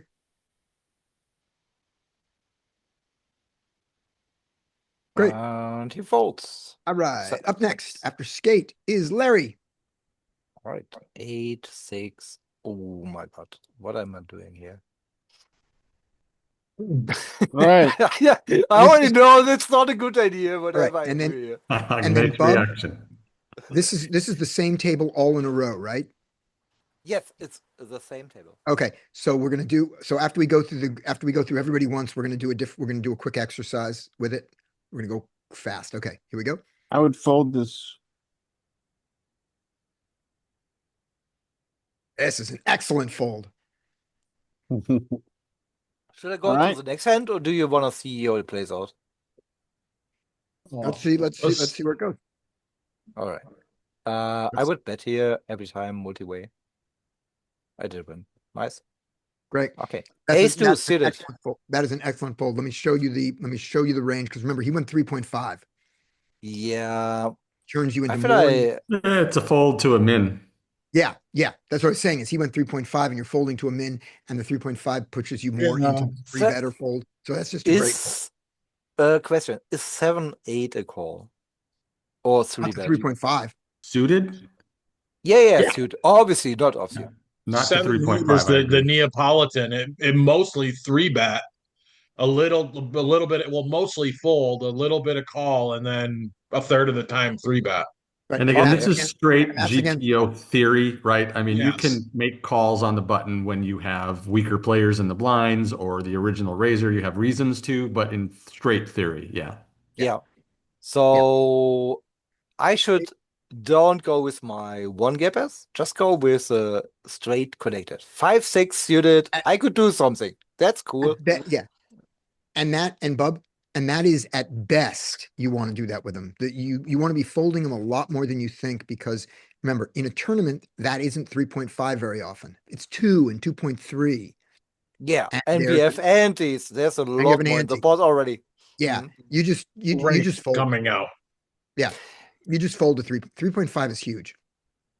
I don't mean it's uncommon. It's a common bet, but it's so large for the amount of money that's in the pot, you can just outhand the guy. Yeah. I would go so far as saying, if people open 7x, which they do in 1-2 regularly, you don't need to play suited connectors ever. Yeah, that makes sense. Depends how Obviously, deep you it's are. like, Yeah. yeah. I said need to. Uh, You don't need to. I You could can get do the same, it you can get the same if I thing with ace X. You're not wrong. Yeah. You're not. I think the most basic exploit in low stakes, like low cap games, is to just play super top of range. Yeah. It's just so cheap to sit there and do nothing else. All right, here we go. Next hand goes to, we can do Larry again. Can we open? Let's play this. Let's open it. Absolutely, that's a good one. This open is fine, right? Ace This two open is suited. great. Yep. Yeah. Yeah, okay. Oh, sorry. Yep. Fold is good. Yep. Fold. Fold is great. Fold. Okay. Good fold. All right, Larry, John. next Oh, hand Larry, take again. another one, Larry. Yeah, good idea. Take another one. Let's go flip flop. King Jack. This is a defend. Yeah, this is a continue. Raise or call? Just Call. a call. Either. Okay. Flop. Check. Checks back. He checks back. No. Bid for value. B50 to B75. Yeah. Love it. River. Now it gets interesting. Block size. It's 5, 6, 7, 8. It's Yep. actually so. What's the size when you say block size? What sizing? About 4 and 5. Wait, I'm going way too big here, and You yeah, just turned a jack into a bluff. yeah, and it sucks. Actually, if I think about it, that's stupid, right? Because so what's going to happen if I bet 4? Obviously, can call some jack X, but if he raises me, I always have to fold, even if he's bluffing. So yeah, Yeah, you stupid. just turned your hand into a bluff. Yeah. Yeah, stupid me. Don't do that. All right, there we go. All right, Josh. Yes. Hi, Josh. Josh, what would you like to do with ace queen suited in the cutoff? Josh is going to raise. He's going to 3. You go to 2.3. That's fine. All right. Everybody folds. Good job. All right. Next hand, Josh. You got pocket Josh. jacks in the big blind again. Let's see what player 1 does before we 3-bet. I think didn't he fold? Yeah, No. we were waiting for Oh, that. yeah, no, he folds. Fold. Okay. 3-bet. What size against 2.5? Make it 11. I love it. 11, 11.5, 10.5, 12.5. Great. All good. He calls. What now? Josh says, Josh is typing, and he's typing his bet size. Josh is going to bet here. How much? Brian's going to check range here, by the way. But Josh Yes, is he betting is. 17. Josh is betting 17. Let's I see. hate it. With this locked up Wait. equity, I think you can afford to Yeah. do this because Oh, this is I'm good. yeah, this is not his board. Interesting. So Yeah. Brian said we should check range here. Well, Yeah, I Brian- I really like to check range out of position oftentimes, but here I wouldn't. I'm just betting like half pot, Yeah. something like this. Yeah. Okay. We what bet. if our SPR? The thing is, though, this is maybe a slight deviation here, is because we aren't like our SPR is so low. That would make me want to bet more Mhm. in this spot. Like that would be my explanation for why, is because I think that my hand is good often if I go bet here, and all the money goes in. Yep. So we bet. Uh, He calls. We are happy. Right? Queen or turn, and now we cry. We're not as happy. They we shouldn't don't. have much queen X. No, we don't cry. We Okay, play well. so what we do? You have like 2 options here. You can bluff catch now, or you can attack. You can go small to target all of their under pairs to the queen that are still going to be, that will still call a larger size here. Hello, how are you? Yep. So what is who's playing the hand right now? Sorry, This I'm is trying She to said remember. bet Josh 20. is betting 20. Josh is betting 3/5, I like it. 40%. Yeah. You go 27. I like The size. 27. It's Yep. I love the sizing. It's perfect calls. because any underpair will call. Yep, And now what? I like, yeah, let's see if Josh does it. I agree with Andy on this. Even though you're beat sometimes, I think you should, because which is he going to make more mistakes on? Check. Josh is checking. He thinks that he's going to make more mistake. Josh is checking and letting his pocket 10s, pocket 9s off the hook. Josh, are you checking because checking to check fold, checking to try and maybe hopefully induce? I think just that. Yeah, That's a good I'm- question. Do you check Josh call says or the do 8 you is check bad for us. fold? Josh thinks the 8 is bad for us because the hands we were beating were pocket 7s, 8s, 9s, and 10s, and 8s is in that group. I don't think it's not that the 8 is bad for us because it brings in the straight, because the 5-7 was already there. So it's a meaningless straighting card, but it's one of the under pairs.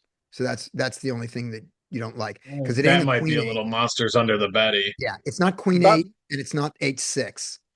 But So, I think the I don't think most the 8 is bad for us. important question here was, do you check call or do you check fold? I think he makes more mistakes in the, I think he makes more mistakes in the bet call line than he does in the check bet, in the No. check bluff line.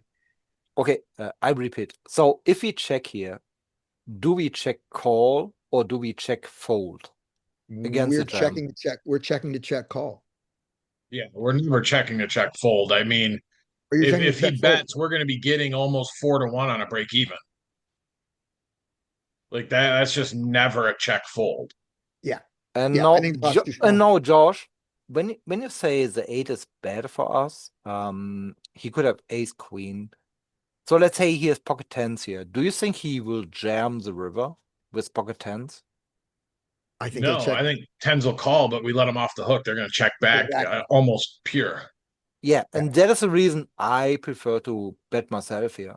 I just I agree. want to think about the spot because I'm not sure if we check here, there must be an idea that we can sometimes check fold, right? But we don't. I think No, we betting have here is hands that we just would check fold when we check here within our range. So we yeah, need, sure, we need to but protect, not that we're one. using jacks to protect our checking range here. And I don't think we need to do that. But we do that because he's going to bluff, because he's going to over bluff. And I don't think he's over bluffing because it's hard for him to get here. He doesn't have a lot of draws that got here. Yeah, he doesn't have ace queen that often, and hands like king queen, stuff like this. It's so Some of them- unlikely. Some of them folded on the flop. Yeah. So Especially because we used a larger sizing on the flop. Yeah. Yep. So I like this best. All right. We're going to, Josh wants to see it in the solver. We bet and he folded, right? No, I think he called. He called. Great. And he had a fucking 8 on Yeah. the river somehow. He wasn't, yeah, I think this is great the way he played it. All right. Let's, Yeah, you take that player as a whale. all right. I'm going to steal the screen. A very generous individual. All right. Here we go. And we are going to play this in Lovely Peak. He was on the button, right? He opened his 9-8 suited. Oh, I correctly. go to the hand. I can We tell you 3-bet him. everything. Button raised. I 3-bet. 3-bet him. He called.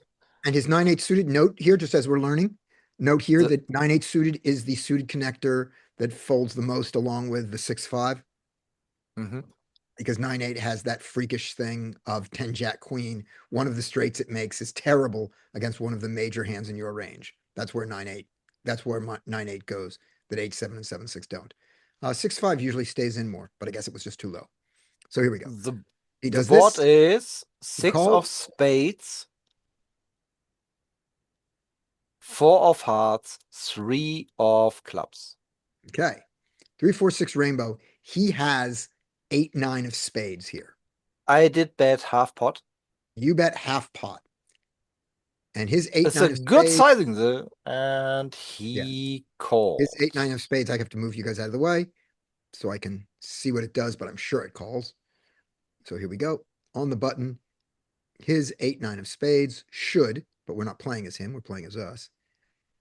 8, 9 of spades does a tiny bit of fold, does some folding. More folding than I thought. But there you go. Some raising too. Yeah, does some raising. But he calls you. Raising, Not a folding. surprise. It can do everything. He calls. Turn is queen of spades. Queen of spades. And now what is our jack? Oh, by the way, let's look at right here what our jack wanted to do. Jack mixes. So we do a lot of, we can check all of our hands to protect our checking range. In this case, we didn't. And when we bet, it's happy with a size of 13. It does not like a bet of 6. It does not like a bet of 6 here on this board. Is anyone surprised? Because I am. Look at 7-7. I know it's just a sliver of 7-7 we have here, but I would bet it 100% of the time, never checking. Yeah. Anyone else thinking that is weird to see that it checks? Yes, I would too, except that goes with the fact that we're checking range half the time out of position. So this is just all how you protect the checking range. 7-7 as a hand loves to bet here. Yeah, I agree. Brian is very loud here in the That sounds like background. Brian. I'm gonna mute him. Let me get it to him. Brian. There's Brian. Brian's ordering. Brian Okay. is dead. Brian's dead.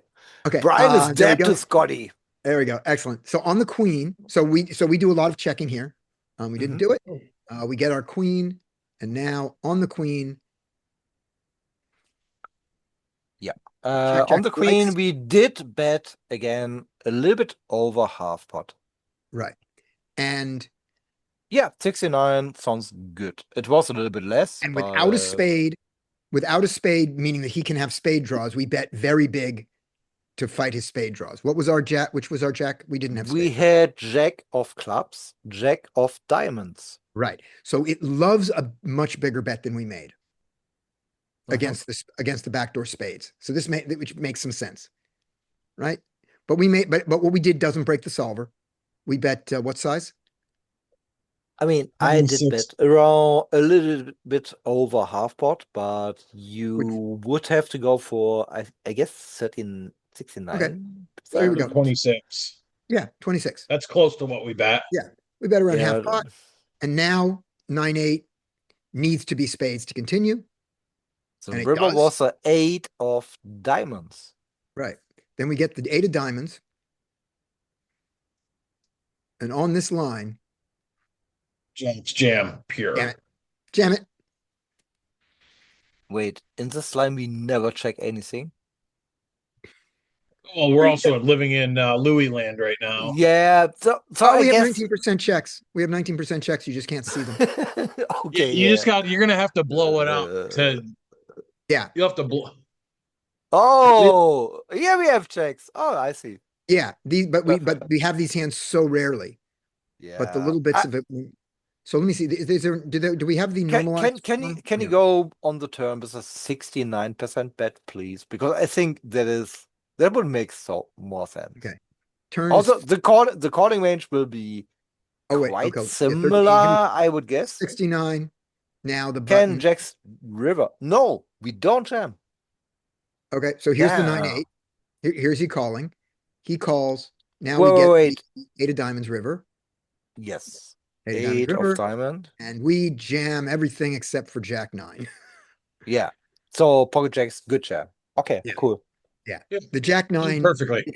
because we don't want to have spades that have no, we don't want to bluff. We don't want to do a pure bluff of our spades very often. Jack 7 does it, but it's not spades. There we go. Jack 8 of spades, when it does it, it's a bluff, Yes. but it It also has a pair. yeah, It's but it is turning with an a pair. 8 into a bluff. It's not the busted spades. Right. And here, when you have the pure busted spades, we do it rarely. Okay. Yeah, the Jack 8, it's just turning showdown value Yeah, into a I bluff. like this. Yeah. Okay. Or is it a Cool. bluff, or is it because of SPR? It's super thin value. Well, let's take a look at let's do what Larry says to do. Let's look at the equity of the Jack 8. The Jack 8. The Jack 8 believes its value. Yeah, it's wild. That's value. I guess because at this SPR, you just have to get called off by like a lot of ace X. I guess I don't know. A lot The, of the just funny thing is, our opponent caught us with 8-9. So Yeah, actually, so it's value. it's so funny. It's value. If you look at this, But he had to have 8-9 of spades, so he wouldn't have called it. So yeah. this isn't possible. This Yeah. is- look at our opponent's response when we jam here. Do they call it? I mean, what do they call? What do they call with? All right, here we go. 8-9 is in there because of the size of the bet. Yeah, because of the size of the bet. through strategy. Yep, he doesn't fold. I'd like to say he played perfect. He played a GTO line. That's why I'm playing like GTO, because my opponents just GTO. these- As you yeah, see, look at these- they're all perfect opponents. Ace 4 calls. They never make mistakes. Zero. Ace 3 calls. Yeah. That's why it's turning Jack. That's why it's saying Jack 8 is value. Yeah, because this guy's going to call anything at this SPR. That's crazy. Ace King calls. Ace King calls. Ace 10 calls. Because we're loaded with overcards from our 3-bet that never improve. Yeah. Yeah. So we have to bluff. Yeah. Boom. Okay. Well, no, it's saying that the Jack 8 is No, the Jack, right. value. It is value with this. They get It is. It is All right, here going we for go. value with Jack 8. All right. Okay. Brian Well, is I next. guess then, I we think. found a new that is super thin value. I don't know if I would find that one. Oh, I wouldn't. All right. Or I when was when we jam it and someone asks, were you betting for value or were you bluffing? You're just, oh, I was bluffing. yeah. All right, here we go. This one is Mike's unless Brian jumps on, and I think Brian is busy. So Mike. All right, we have Queen 8 in the small blind. And so we have Okay. 180 big blinds now, which is Yeah, even better. I would raise this. I would not min raise it though, unless you never- think your player has his auto check fold button clicked. Yeah. Okay. Yeah. This is That's something I try actually. Sometimes don't- I'm just min rate and see do they fold. yeah. It worked. It's great that it works. It profit poor, right? Yeah, No, some of- I can do this every time. Yeah, this is an exploit until they start paying attention. Yeah.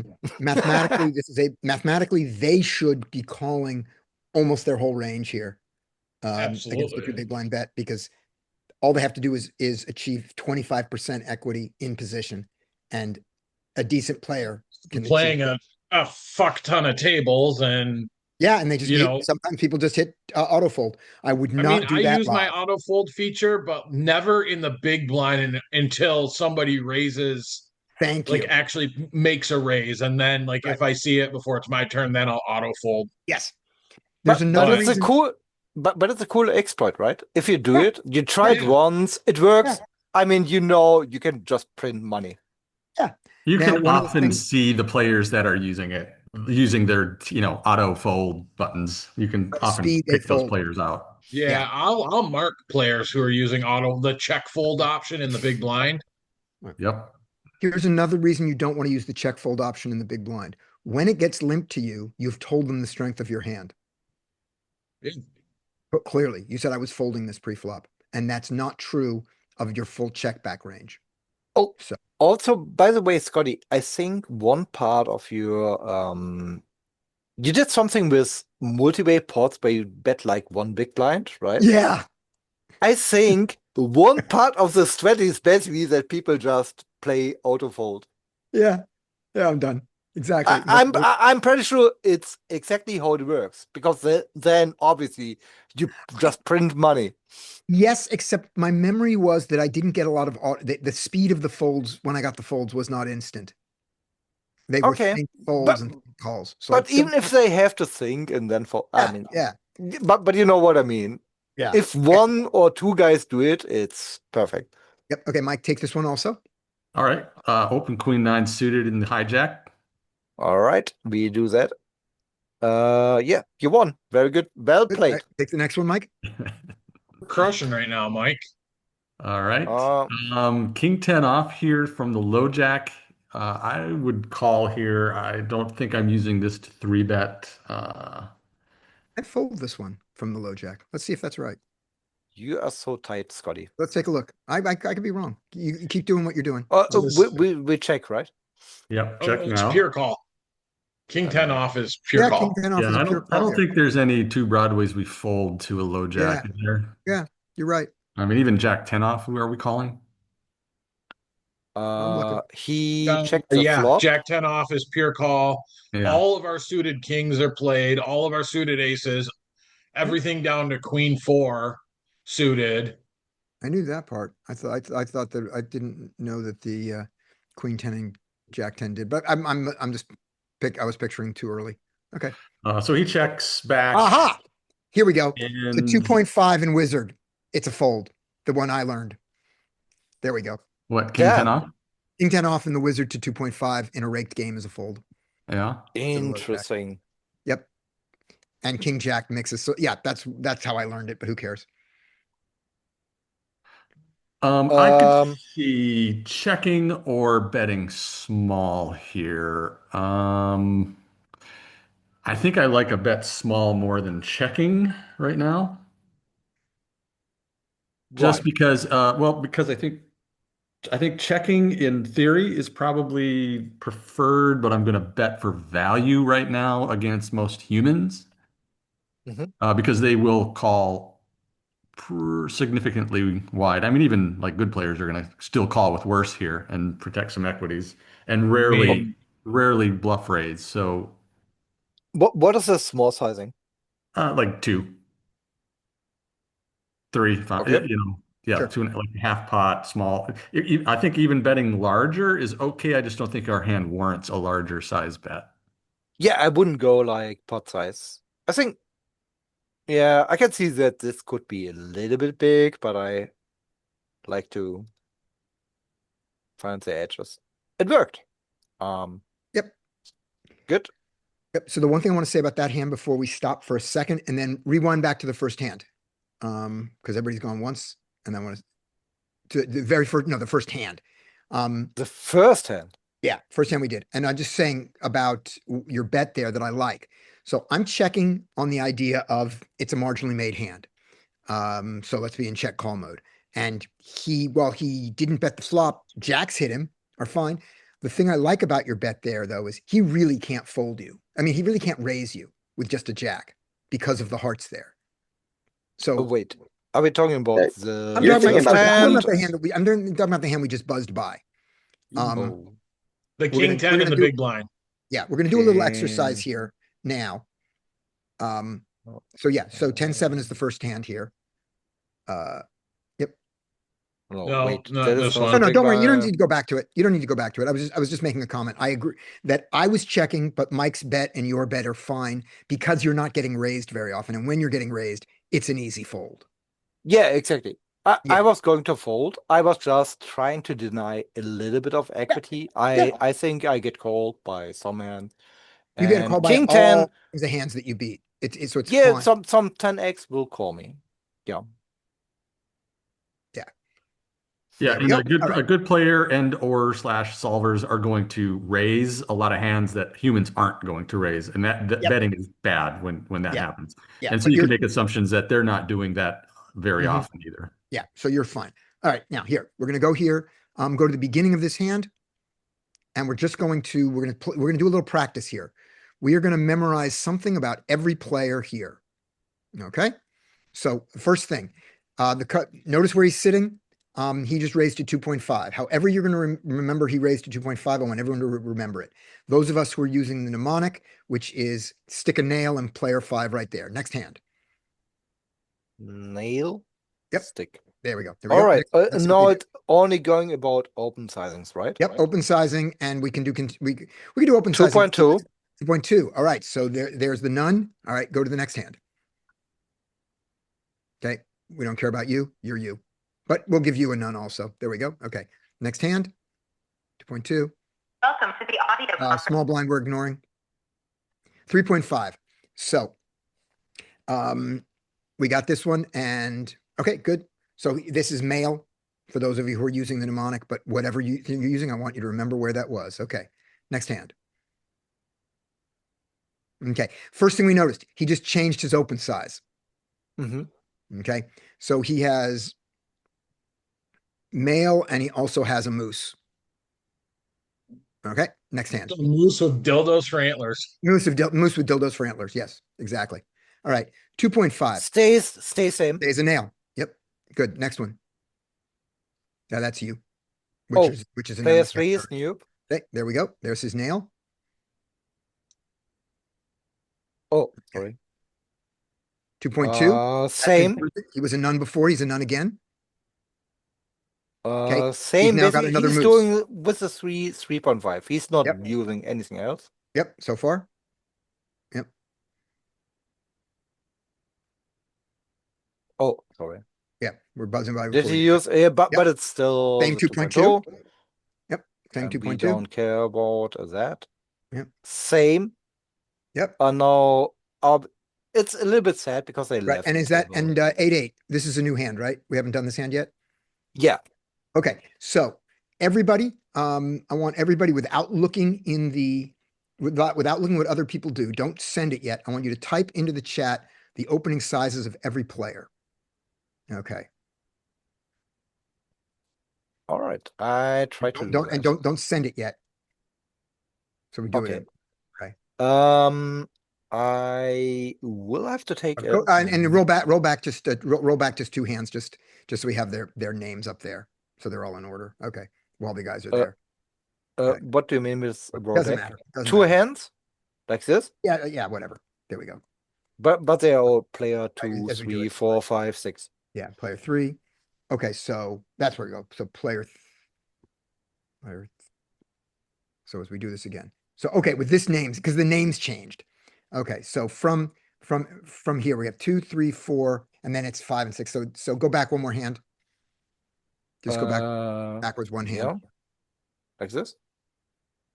No, click on. Or should I go? I want to into have the a hand with future? all 6 players. I just want to have all 6 players up, so we have their names there. That's what I want. Using these names because they changed their names of them. So this one put in all their sizes. Okay, There I we will go. do this. 5 plus. I just need 1 minute. Not sure of that. 6 we do.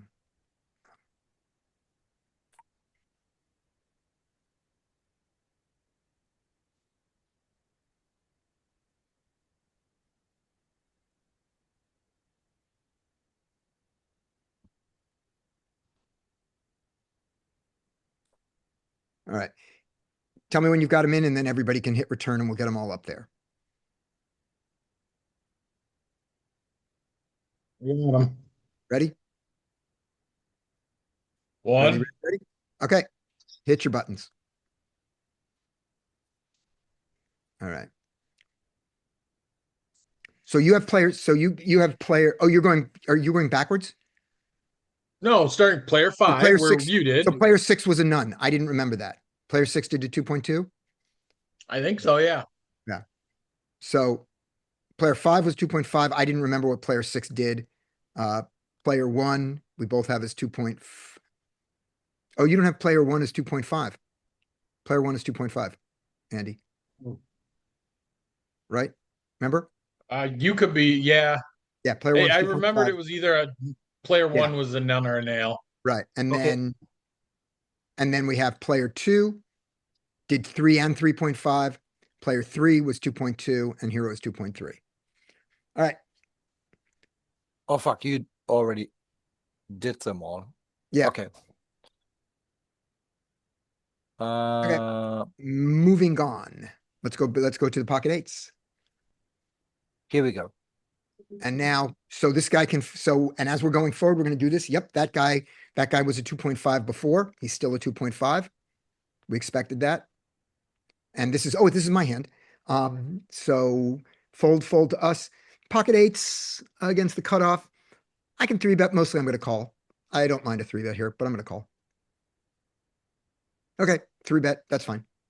Do you like the sizing, or do you Yes. think it's too big? I like the sizing a lot. Okay, cool. And he folds. Yay. You win, Scotty. I win. I like winning. All right, next hand goes to, after me, goes to Andy. No. You can play Okay, I'm gonna this go one first as flop. well. All right, good enough. All right. I am folding queen 9 suited in the small blind. However, if you called because it was 2.2, I wouldn't fault you. I'm still folding it. Wow, I would never fold here. Is this in cash game a thing? Folding queen and suited here? Yeah, because in cash games we tend to play a 3-better fold strategy from the small blind. We generally don't want to invite. So yep, you 3-bet him from there. Let me see how far off I was. Oh, we're gonna do a but button. We're gonna do the button is gonna one, go to one more. Yeah. Let's see. Button goes 2.5. Small blind queen 9 suited. Yep. It's a good 3-bet. I didn't catch it. You did it right. All right. I just didn't catch it. Now you get 3-bet. Ace 9. Oh, easy fold. Easy fold. Okay, Scotty, last A6. hand. I would say last hand for you. Right. A6. I'm not going to open A6 in the cutoff. If you do, I don't hate it. I'm doing Ace 5 and I'm doing Ace 5 and Ace 8 and Ace 9, but I'm skipping the 6 and the 7. So you did it. That's fine. It worked. Hooray. You fucking win every hand in a row. I'm really did you good do at this that? Yeah. All right. Up next is Andy. He's on a heater. It's actually, I don't know. That was 5 wins in a row. Pretty cool. Okay. There's player 4 opening to 2.5, which is what we thought he did. He's our player 2, by the way. player one did fold. Because they've changed their names. So we're gonna do it in position. Position 1 is player 3, position 2 is player like that. So doing it in position, going around the circle, 1 o'clock like that. So he went to 2.5, which is what we expected. And Andy, what do you want to do? I think versus a button open. I don't know. Is this mix or is this? No, I think this might be pure. We're gonna three bet. Yay! We're gonna What? go big. That's a pure Like a three bet. pro.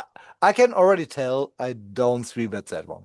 Yeah, this is a pure 3-bet. One mistake by me. So Yeah. this is a No, pure this is 3-bet pure. in cash game. It is, but it's not a mistake to call it. You're just not taking full advantage of the strength of your range. This is part of the polar part of your range. So Mhm. Jack 9 suited plays just fine as a call. It's suited, it's a jack, all kinds of great properties. It's just good enough I to mean, put. if this is kind of a spot where, like, if you're playing against where if you're able to run a HUD and you see that this player literally never folds to three bets, then we're not going to three bet polar and we just call. Right. Or that this guy or if you look at this guy's button range and his button range is tighter than it should be. If this guy's got an open raise range of 5, don't 3-bet him. But No, it's just, I personally didn't know. I like three betting more than calling. Yeah. So if I would knew, I would have done it. yeah, this is an easy hand to look at and go, of course this is a call because it functions so well as a call. It's one of the three, it's the bottom of the polar 3-bet. You don't do it with Jack 8 suited very often. You do it with Jack 9 suited. And the wizard does it with Jack 7 suited also. Not the wizard. Pete does it with Jack 7 suited. I don't think the wizard does. A lot of Jack 8 suited. Yeah.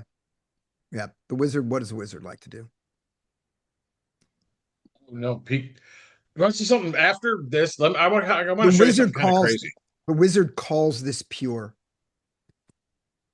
So there you go. This is a wizard. The wizard loves to call it. Yeah, I personally don't mind preflop. I think Jack 9 is pretty good in the 3-bet board. It's pretty good in the calling Yeah, board. So it's actually a good hand, right? Yeah, the different pole. Yeah, the wizard chooses a different polar shape. All right, here we go. Flop ace 7. Do we donk? Whose hand is this? It's you, Right? Andy. It's Andy. Oh, it's Andy. Well, since we didn't three bet and we just flatted, we're gonna check. Good. He bets. I don't know. We got. I think this is probably just a fold and get away from it. Yay! I am never ever folding here. I love this fold. No. Okay. I hate it. I hate it. Go ahead and call. So my reasoning is, so first of all, we have You're on winner's two tilt because you have overs. 226 bigs. Yeah, I mean, and he has only 114. I don't know. So it's around 100 big blinds. Yeah. We have 2 overs to the 7. He can Yes, have a we do. 7 here. We also have a backdoor flush draw, and we have a backdoor straight draw. I'm not Yes, we folding do. here. We have all those things. And one Cool. thing, when your straight comes in, not your flush, but when your 8-10 straight comes in, we're now losing to ace 10, ace 8, and ace 7. All hands. Pocket sevens, all pocket hands- eights, and pocket all 10s. hands that player 4 has in the offsuit variety on the button, even the ace 7. All right, let's call. Let's see what happens. Yeah, I mean, check call, check raise. I feel like both options are just better than check fold. raise is kind of sexy, but then I think if we fold check or raise check here, raise are the only options, not check call. yeah, I like Check raise, he a folds. Check raise, he whole folds lot. everything but an ace. And when he doesn't fold, you're done with it, right? Yeah. When he calls, we're done unless we turn equity. Or Brian, are you gonna fight? Are you gonna continue to fight? I might continue to fight. It really depends on the player, but most players are only going to continue in here with an ace. Not going to be continuing as wise as they should be to your check raise. So you should probably check raise fold if check raise give up. Yep. All right. So you check called. You picked up no equity. And we checked turn. No, player 4 will bet 5.9. Yep. And now what? I mean, I don't know what I did. Hopefully nothing stupid. Well, it's Andy. Sorry, it's not my turn. So let's go maximally exploitive here, Bub. You know the population. Do you believe the following statement? A 6 big blind bet into a 9 big blind pot is rarely an ace from this player. Do you No, believe that statement? no. Me either. I also believe I, that I this think it player can is very, under. very clearly be an ace.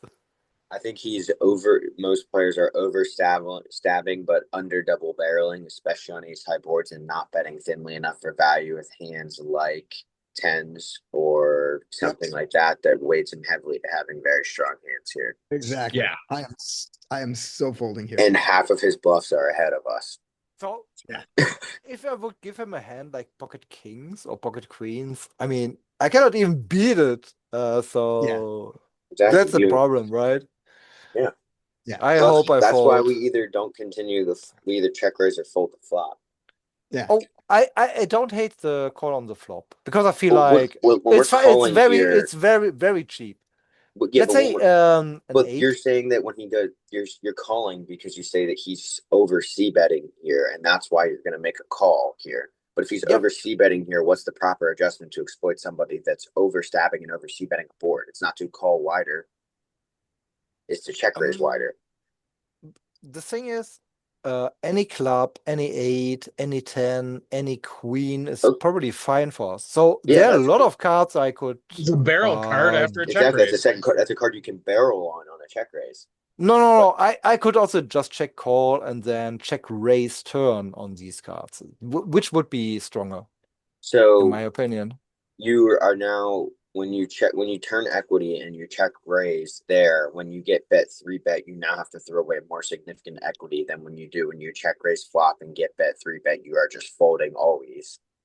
That is true. On the And other hand, I also give him a chance to check back, which he that's could do. true. That's true. But okay, so like that my strategy is that I see bet range almost all the time in position. Mhm. How would you exploit me with that? Check raise. Check raise range. Like your range should be check raising against my range now. You're That is pounding true, the yeah. hell out of them with check raises when they are That's massively over c-bet. so like if you're in this spot, the proper option isn't call with jack high. It's I'm only calling because I think he's too wide and he's stabbing too wide. So now I'm check raising wider. Right. The one thing I would disagree with Brian is I don't think it's you don't check raise range. You check raise your continuing range. There's a lot of hands that you called here that you should just fold Yeah. to his bet. Yeah. Okay. Okay, go. cool. Sorry, I didn't hear what you I said. agree with Brian. I said. think Was in the middle of something. You said Yeah. something. Scotty. Oh yeah, what I said was you said the words, and I don't think it's what you meant to say. You said the response to you betting range here is to check raise range, and I don't agree. It's to check raise bluff a lot. Actually, if you Yes. know what my You're core strategy is, continuing range. Yes. Yeah, you should be check raising a ton. You should be Exactly. check raising a ton with all of your no equity hands, and then you should be calling a ton with anything that has showdown value because I will triple off on you most of the time. So you should be prepared to call off on a triple if you never show me aggression throughout the entire hand. Yep. That would be how to play against me. But I'm saying, so like if somebody's betting range in general, like you could check raise range in response when it comes down to it, because when I continue, you now know what my range is comparatively to when I just bet my range and then continue on the turn. My range still includes everything versus when you check raise me, my air is all gone. My marginal mid hands are gone. So now I have ace X and draws. That's it. Yep. And there are no draws on this board. There are no draws worth continuing. No, this board. exactly. So you have if I continued this board, I have ace X. And I have a strong ace X because when you check raise me, I'm not going to continue with bad aces because I'm going to say you're under check raising. So now you have too many strong hands here. Yeah. All right. I think Skates next. I think it makes sense because you are just saying simplified. If he bets here, he is just range betting. He has all the trash. You raise, he folds. That's all, right? You make the decision to call here. your decision is based off the fact that you think he's stabbing too wide, right? And he's just range betting. I'm not saying that I'm saying that. I'm saying that that's why you want to call, right? No, because if I would think that he would range bet here every trash, I would probably raise more because then it's easier to get him to fold, right? Because then he has a hand like what? But if you don't think, 5-4 suited on the button. well, if you don't think he's stabbing too wide here, then why would you continue with Jack high with backdoor draws that are low equity? Like say he's only stabbing here with kings. Let's say king 10 suited, even without a backdoor flush draw. Why would he bet it? I mean, these are strong hands, right? He has king high. He has a backdoor straight draw. But I'm asking the question of like, why are you continuing with Jack high then if we think that he's not stabbing too wide? Oh, because our hand is so good. It has a lot of future. Our hand is not good. Our hand's not good. Our hand is great. We can hit a Our 10, hand is so an not 8. good. Our hand is Our not. hand is it's one of the best hands we can. It's if one the of the check better go hands. down, you No, think it's not. if your hand did not functions improve, best as a low equity bluff yeah, or so a fold. this is a better question. That if this hand This checked hand all the is way, better than pocket sixes. Okay, anyway, go on. if you didn't improve here at all and it checked all the way showdown, how often would you think that you're actually going to win this hand? Because what is his? After a check call and check turn. No. Just goes check. What is his range to check? I'm never winning. Showdown value. Exactly. So your hand's not good. It's just not a good hand. It's like... But Anyway, okay, but Bub was also kidding when he said my hand is great. We're gonna move on. If Bub wasn't kidding, I declare it a joke. Okay, it was a joke. So 7-6 offsuit. What are we doing on the button? 7-6 offsuit, and this goes to Skate. He's still here? Oh, he's here. We'll see if he's still He here. is here. Yep, he's here. Skate, 7-6 Hello. offsuit on the button. Yeah, we could go for this for our offsuit. This is probably connected. It's probably the bottom. Yeah, you can also just fold it. Perfectly fine fold. You won. Yeah. You're going one, but you won. You're what? Okay, 5-8 suited in the big blind. Me. Small blind did and player fold. 4. I didn't know what player 4's size was. Player 4 went to 2.5. For those of you who are paying attention to that, I think it's still the same. I call him player 4, but he's in the second seat.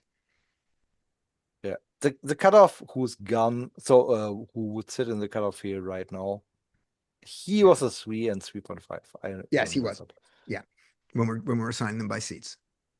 All right. What we do here? 5-8 suited.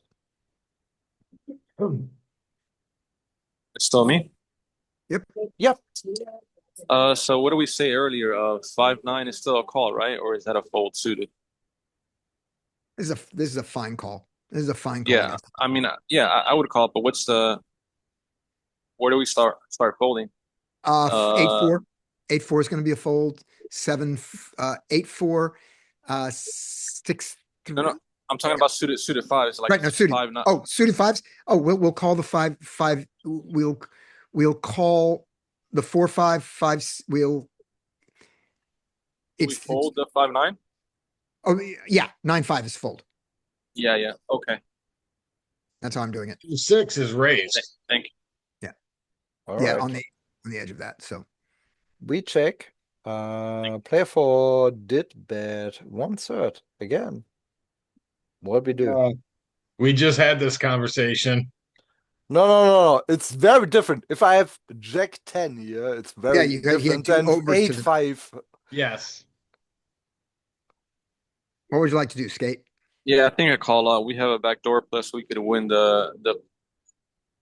could win the hand in later streets. Snap This fold. is a I'm not good even fold. Yeah, Good that's fold. not Good fold.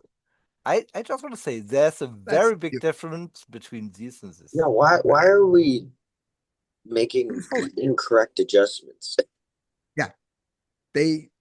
Okay, wait. That So, is an button incorrect. raise. So take a look. Button raise. This is wizard. Let's go. But we'll look at the wizard ones. Button, here's your 9-5 suited folding and your 10-5 suited folding, but your 8-5 calling. That's how wide you are against that.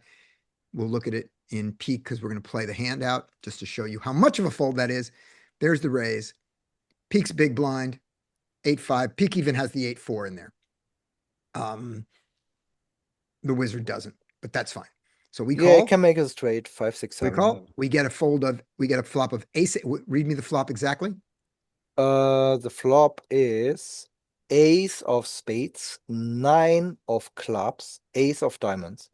All right, here we go. With So- a 5-8 hand, right? Right, That's with a the one 5-8 you hand. want. Here we are backdoors. We check range. He bets the smallest he can bet. And we are calling nothing in this area here. We're gonna do its bluffs. Where are the bluffs at? We have queen. That's not queen He gets jack. to bluff. He No, gets to where win. are our check raise bluffs then? 10-7. King 3. Queen Jack, Queen 10. Okay, so like this Suited. is my thing was that why are we making an incorrect adjustment here? Like if it was like we know this is wide versus wide, he has to stab super wide. If we're gonna make an adjustment, it should be a check raise, not to call down with 8 high or Right. jack high. It's to And hope to get there. yeah, no, So- fuck that. It's check raise more often. Like if you were in the same configuration for whatever reason, you have 8-5 suited going to the flop against an under the gun open.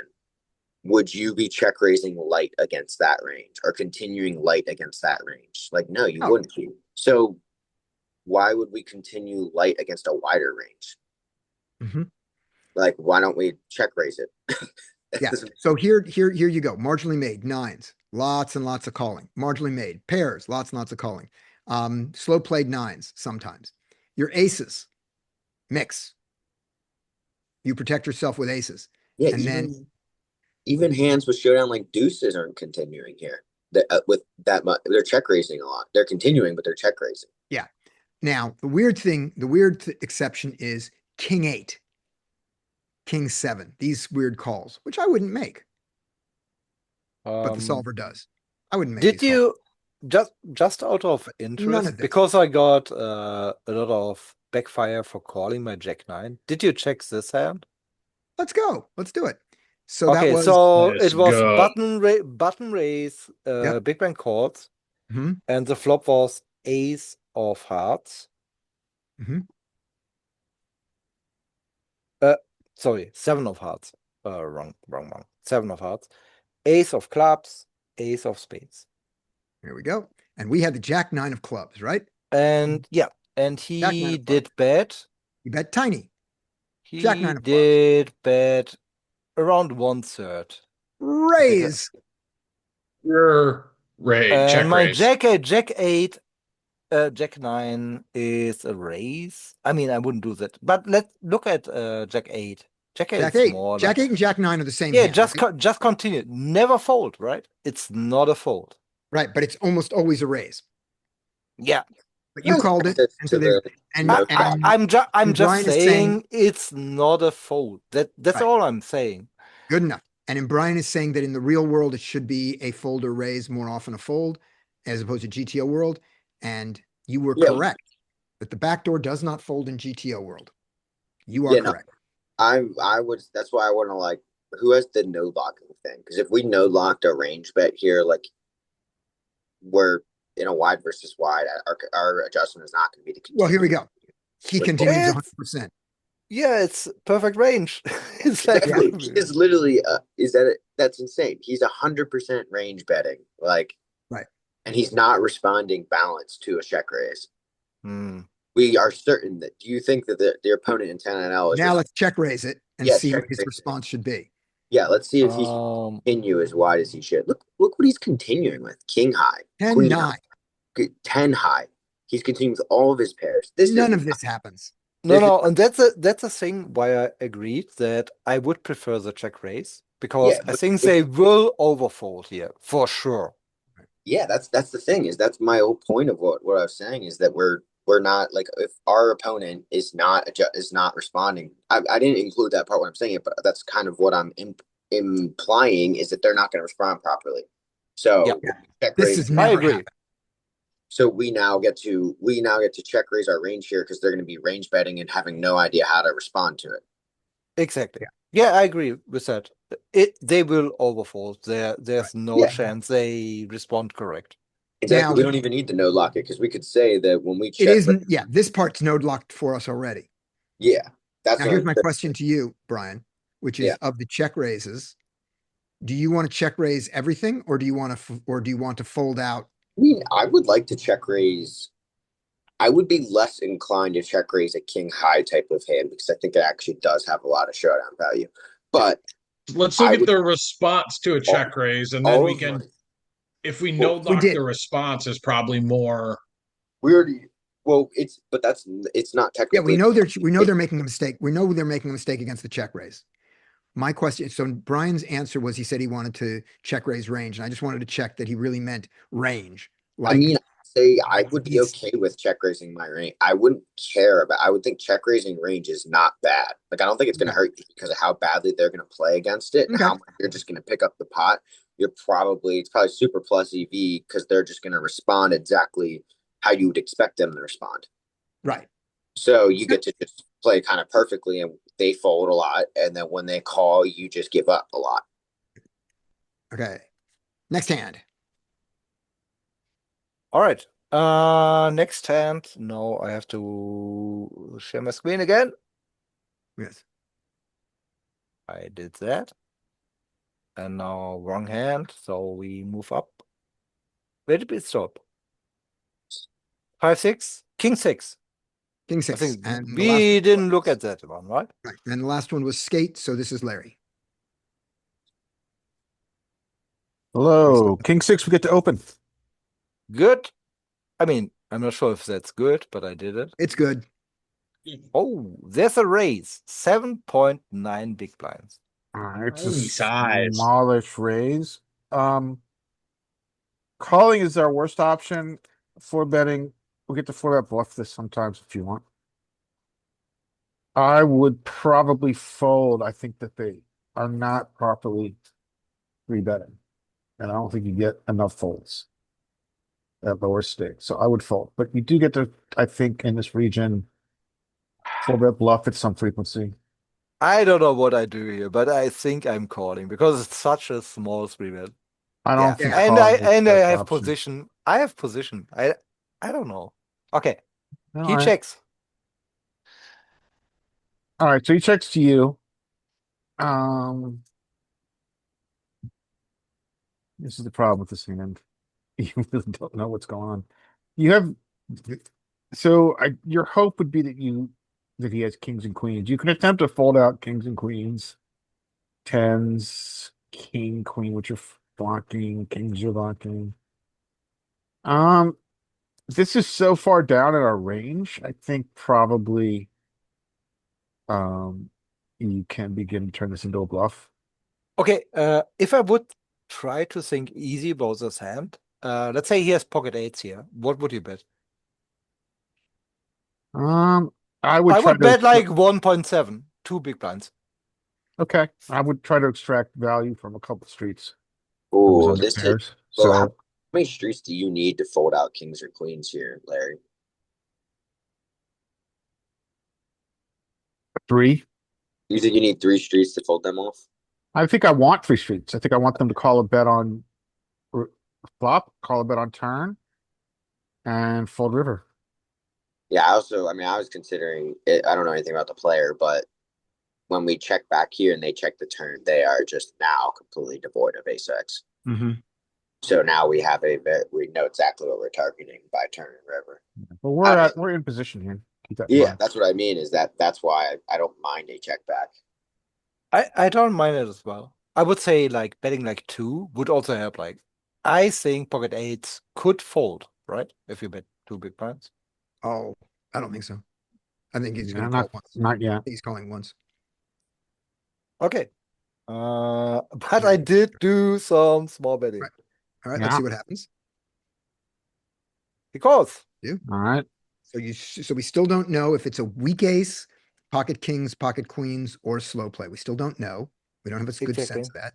But it's mostly It's mostly a bad ace and worse, right? Yeah, it's probably not. I hope it's not pocket eights. If he called pocket eights here, Yeah. I feel like pretty bad, to be honest. Okay. All right, so now I would, if I'm going to turn this into a bluff, I would bet 10.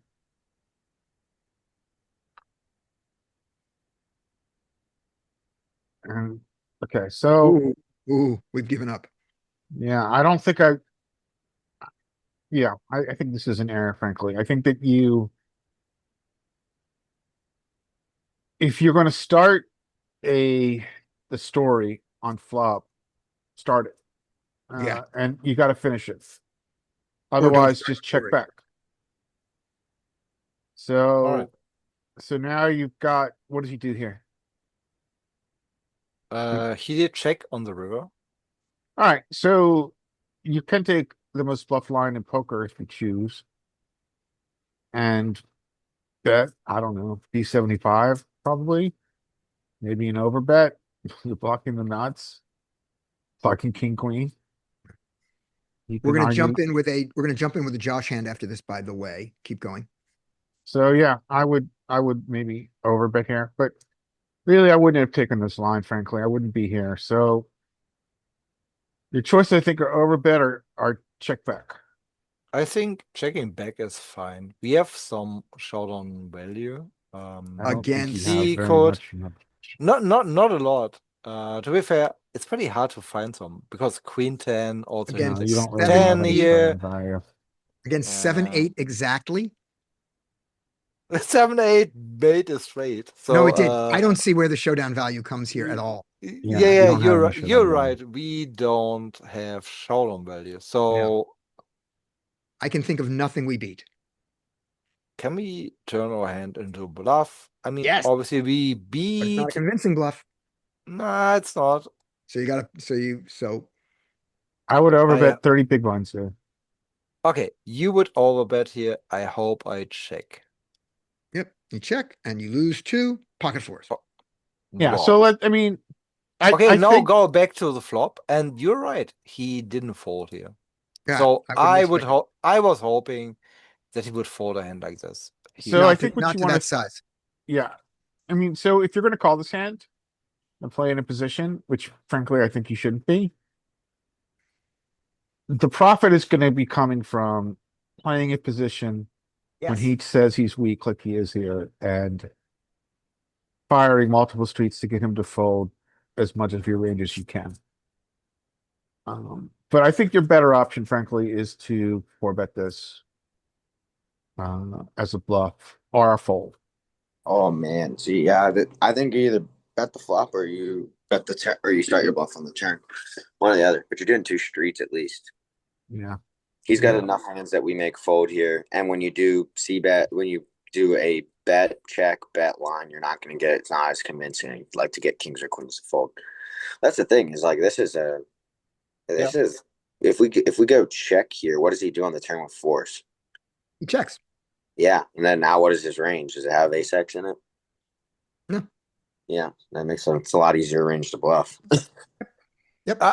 I personally thought on the river, his range is super strong because I didn't expect pocket fours in there. I was like, oh yeah, pocket eights So might I have mean, called, on some maybe. rare occasion, he's going to have trapping aces here. Yeah. But what? No, I'm okay. What? Yeah, but I'm not thinking Why do about you that think one. his range is? What about the behavior in this hand, in the No. betting line, and the betting pattern tell you that he's strong?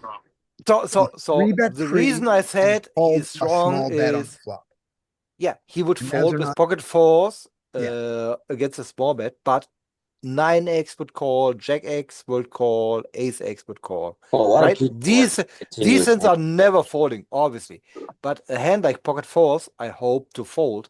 But if he's not even folding the weak pocket pairs, then his range is wider. I thought his range on the river is super strong. I was going like, he has Ace X, Jack X, maybe straights, I don't know what. I'm Ace not X getting bets him. I'm not getting him to fold whatever he has on the river. That was my thinking. Well, Pocket fours, I Then you've got to might bet get bigger to on the fold. flop. Then Well, you've got to what- bet bigger on the flop. What ace Yeah. X? What ace X does? What ace X goes checks the flop, calls, checks the turn, checks, and then checks the river. It doesn't bet a small amount on the river. A lot of it does. Yeah, he should with some Okay, ace X, so yeah. why his range is very weak then on the river? No, it still is Jack X, 10x, Yeah, that's fine. We can make 10x and fold. 9x. Yeah, but on the turn, why did you check? Like, what is your reasoning behind it? Is it you have showdown? No, I just gave him a way too strong range on the turn already because I thought he would fold pocket fours. Right. So here's a way. So Bub, here's a way to internalize this calibration. Very, very often you hear us say on the flop, I want to bet small because he'll call all his pocket pairs one time. Fours Yeah, are a pocket pair. That phrase, I want to bet small, so he calls those with pocket pairs one time. Then on the turn, I'm going to target his ace X. This is when we have hands like ace jack. When we have hands like pocket nines, we go, I'm going to bet small to get his pocket pairs to call one time. Then on the turn, I'm going to get big and only target his aces. And then on the river, I'm going to bet huge because I've got the nuts, or I'm going to give up, or whatever the story is. That phrase you've heard us say over and over again. I'm going to bet small to get his pocket pairs to call one time. You bet small and you got his pocket pair to call one time. So now that you've heard that 4 times, hopefully you will internalize that. And we as a group think that is correct. All right. a lot of the time. Or deviation. Okay. Next hand. All right. Next hand. There was a last hand. Are we going to from this Josh's table. hand? Oh, Or we have a Josh hand. Let me do a Josh hand. All right, here we go. Josh hand. Okay.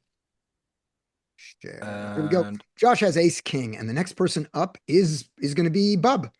Bub hasn't gotten a hand in a while. So Bub, you got ace king. Congratulations.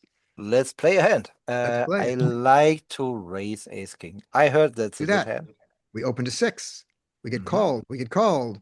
We get Oh my called. God. We get Oh my called. God. Oh my And God. then we Oh get my. jammed on. No, we don't get jammed on. We get a ridiculous raise size, and we are deep. We are deep. Actually, I wouldn't hate just jamming here. Okay. That would be, I think with ace king, that's that's actually pretty good if you just jam here. Yeah. But we could also call. I don't hate like the call. I don't calling. think we're inviting. I don't think we're inviting everyone in with our call here. Yeah, I don't know. So if we had ace king suited, I would. 1, 2. I expect to get called at least one of those spots. Yep, there it is. Oh, we got called by 2 of them. Oh Yep. my Yeah. God. So this Yeah, is wouldn't- like, I like my that's jam more. Okay, but we got called. All right, let's go. Excellent. So so here's they what I need don't to hate about. jam, but I wouldn't hate a 4-bet up to like 110, $100, 110. Just No, Yeah, that's terrible. And get What are you called gonna do? in Fold to position. a 5 bet? Mhm.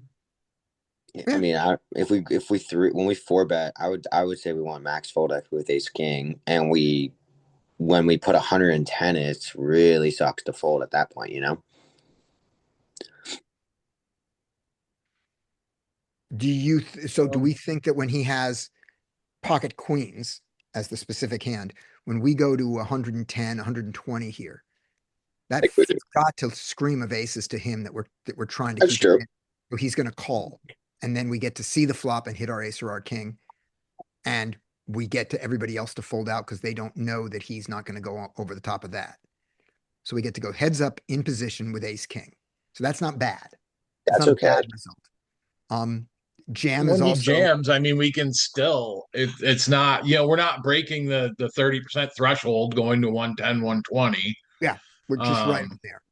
Yeah, it's We're- close. It's really close. That's my main point, is that we're like really close to committing We a are. large percentage Right. of our And- stack. But when he Really. when he does jam on us, I think we can comfortably fold ace king. I think we should fold. Yeah, it Do just the kind of 6-bet. sucks. Yeah. But it also, what sucks more, What's a folding the click? 110 or playing multi-way in a 3-bet pot monkey in the middle? So They here's with the ace thing king. about options. that I don't hate. So normally I would hate that, but here's what I don't hate about this configuration. So we put in 42. We have all these multiple players. Now we have to hit to win this hand. Yeah. But we probably had to hit to win to beat against this guy. I mean, that's the other thing Depends on about player type. Yeah, that's the problem here is that when we get heads up, when we 4-bet here and we're heads up in position, pot is 220 and we have 350 behind. We Mhm. have almost no edge in that spot with the SPR being so low. It becomes no, we have to play our hand. yeah. We Now have we to have to play 110, our we have hand. 390 back. Now our hand is We have 2 SPR equity basically. has dropped significantly with yeah. I mean, But against 2 more ranges. Right. But we only put in, but to get there, we only put in 30, we only put in these Yeah. 36, right? We put in the 36 and we got immense pot odds and we now have to hit an ace to play on. But we kind of had to hit an ace to play on against this guy anyway. And yes, there are Unless more he's a ways for us to squeezy lose. type player. There are more ways for us to lose, but this pot is big enough now that we can make the flush draw fold. Let's see what the action is. So this is whose hand is this? This is Bub's My hand. hand. Right, here we go. So Okay. I do not hate Josh's play. I see the advantages of both the other things. I think both of the other ones are good. I do not hate this. In my standard line, what he's betting 100 here? I'm just jamming. I don't even I wouldn't even consider anything else than jamming here 100 because is pretty strong. I love a yeah, jam. yeah, I We're not mean folding, that's the he has ace queen here or ace king. Or he has aces, but he's not jamming betting aces here. I don't know. I just jam. Okay, he All right, called. Okay, what happens? What happens I when was we I was more thinking about if he checks to us, what Yeah. would I do? But in this case, I am not doing anything. I am going all in. I'm going broke. Yeah, I like the raise more. I like to challenge the spades with 3 players out there. Yeah, I We guess have a no that's spade. I like challenge. I like making the spades unhappy, and I've just made the spades really happy. yeah. Now, fuck, that's not Oh good. fuck! Yeah, Oh. obviously we cannot fold, but the problem is We can. obviously Wait a minute. We get to see what he Yeah, does. we can if somebody else calls. No, Yeah, God. we fold here. Okay, what is the weakest hand he calls here? Him? Ace queen. What is the weakest hand he jams with? What's the weakest hand he calls with? This is actually a fair question. He jams with is more important, I think. So ace queen might be the weakest hand he could call jam with. So then we beat value, No, and then we have but to call.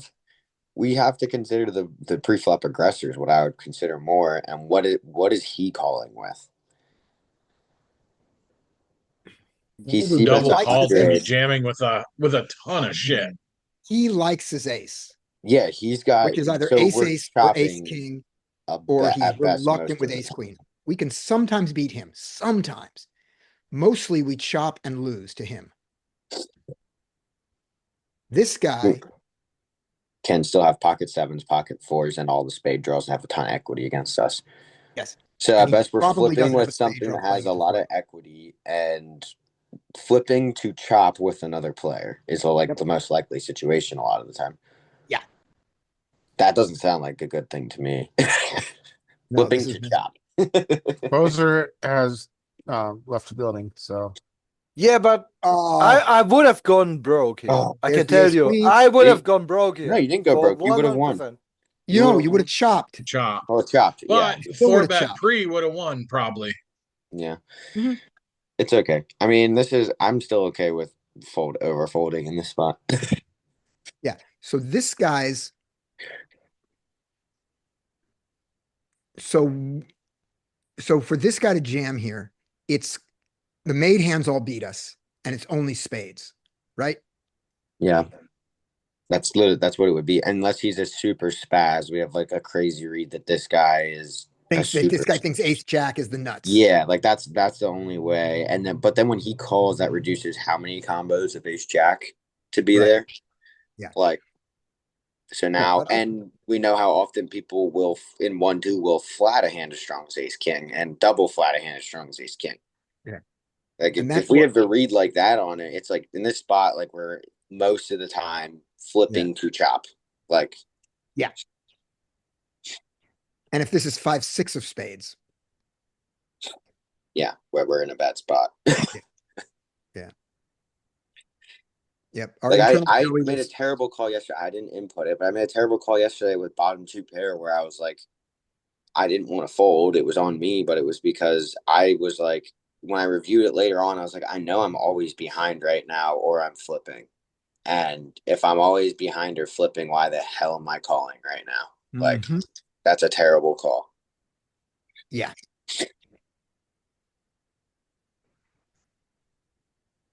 Last night got to watch the board of 7, 8, 9, 10 Jack against my wife's Jack Queen, and the other guy bets into her. She jams, and he calls her with pocket threes to chop. That was nice. Love when All you right. get the Yep. the 7, 8, 9, 10 Jack, and you got the King Queen. Even better. Even better. That, actually, I have a here we go. question. Sorry Okay. that this is my quick. It's about that hand I was just talking about. I can run through it in like 2 seconds. I call on the button, and the flop comes monotone, Jack high, and I have bottom 2 like 7-6 or something. It checks to this guy. He donks into the aggressor for a decent size. The guy folds. I raise with bottom 2, targeting his donks that can be draws setting their price and or like top pair with the ace with like a lot of it. There's a lot of hands I'm ahead of that I can raise into. It folds. The guy next to me folds, goes back to him, and he jams back over the top for 700. After I check raise to, I in position raise to 175 over 30, and he now comes back over the top for 700. And in my head, I convinced myself that sometimes he has ace jack with ace of clubs. No, he doesn't. And in my head, I'm like, I know he doesn't have that fucking hand. He No. flopped a flush or He most likely has a weaker flush, like 10-9 or 8-7, or a set. and he wants to fold out your ace high flush draw. Yeah, or he has a set in that spot, which I'm doing terrible against. Yes. I'm doing even worse against a set than I am against a flush. Yeah. Or so in my head, I made the call and I knew it was a terrible call, and I was like, why did I do that? Like I knew I was behind, or I was flipping at best, and I don't even think I'm flipping there a lot. He very likely already has. What are you flipping against? That was in my head. I gave him credit for having like just the ace of clubs with top pair or something like that, or just top pair high clubs. Like, you know I what I mean? don't see it. Yeah, Especially I know. In my live, head, I I mean, it's convinced just- myself. Because he can call and because Yeah, exactly. He's out of position on the call, but still, like, I gave it's a hand I saw him play prior, but that was him overvaluing a straight on a board that brought a backdoor flush in, where like I was certain the guy had the backdoor flush because he's nitty as hell, and if he goes bet 3 bet jam, he just has to have the flush. He's not doing that with a straight, and the other guy called off with a straight, which made me think, he could be overvaluing something, and that was what gave me the reasoning that I could be ahead, not that. And I convinced myself in that because it was bad. It was a mental thing that I'm still working on, but I'm working on this. I may be wrong about this, but I'm in his head, in a nitty player's head. I think that a straight on a flushed board feels different than top pair with the nut flush draw on a flushed board. You mean like that the top pair nut flush draw is stronger? No, to him it's weaker. Oh, really? That's what I'm picturing. And maybe in my head it's because in my head I'm like top pair nut flush draw. I'm nitty players are looking at what I think. Take this this is going to be my hypothesis. We'll see if it gets confirmed over the next year. Nitty players play what they have, not what they could get. Okay. Yeah, that's probably actually you're probably I have right. a straight. I beat trips. I beat sets. Yeah. Literally heard an OMC say the words that he'll never pay more than $30 to chase a draw. That's true. Yeah. That's actually very true. Right. Like nitty players are not looking at equity.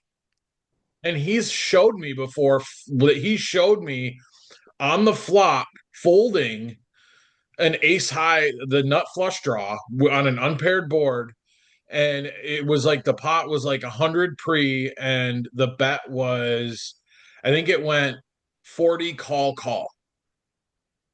Insanity. So yeah, okay. So that's a problem well, this is a mental problem for me. This is not I think I'm just in a, I've been calling too much recently in general when I know I'm beat. But the yeah, but you're probably right that they're not, if that, it's probably a good assumption to make that that's a stronger hand, that my straight is way better than my top pair flush draw. Yeah. I mean, like, because in my head, in a spot on a monotone board, I would much rather have a set than a Yeah, I mean, you've got a lot more outs. Mhm. Yeah. You have no Yeah. outs in straight. Not You have locked. you have, when I have a set. Oh, I thought you um, had a set versus two pair. Right. So what did he have? he ended up having, he flipped a queen high flush. Yeah, I mean, so that a lot of times is like, I don't want to get outdrawn. Mhm. Yes, and that's the thing in my is I think that I sometimes project my thought process on people. Okay. So let me give you another example of something in someone's head. Flops open-ended, and there is a bet and then a call to that. So now you're getting much better pot odds, and the bet is not even a full pot size bet. The bet's like half pot, 60% pot, and then a call. This is quite an easy call with an open-ended straight and the board being rainbow, right? Yeah. My wife, who was in this situation, this is what she said as she folded. She said, well, I think they're really strong. And it's like, you want them to be strong. I'm dying for them to be strong if You I hit want it. them both to have sets here. You want them both to have aces here. So equity is not a feeling for people who play nitty, is my hypothesis. All right, let's look at some more hands. That was the last one was Bub. That's like the explanation of your little pairs in being against strong hands. Do you want to do some more of my hands? Oh, Because you still got them? Yeah. Yeah. Because still got 'em, Bub, let's go on. I have another table that I Okay. played, and then Yep, let's do it. Let's do Bub hands. okay, We'll do another 15, 18 minutes of Bub hands, and then we'll be done. We need to get Okay, you out of but the we room. really try quick. to speed run them, Yep. and let's do. Wait, give Okay. me 1 second. 1 second. One second. Here, while you're prepping that, let me show something real quick. Okay. No, not Josh Hand. So I've been playing around a lot with just like doing database analysis, and Mhm. an area that I thought I was getting cooked in was Mhm. 3-bet pots out of position.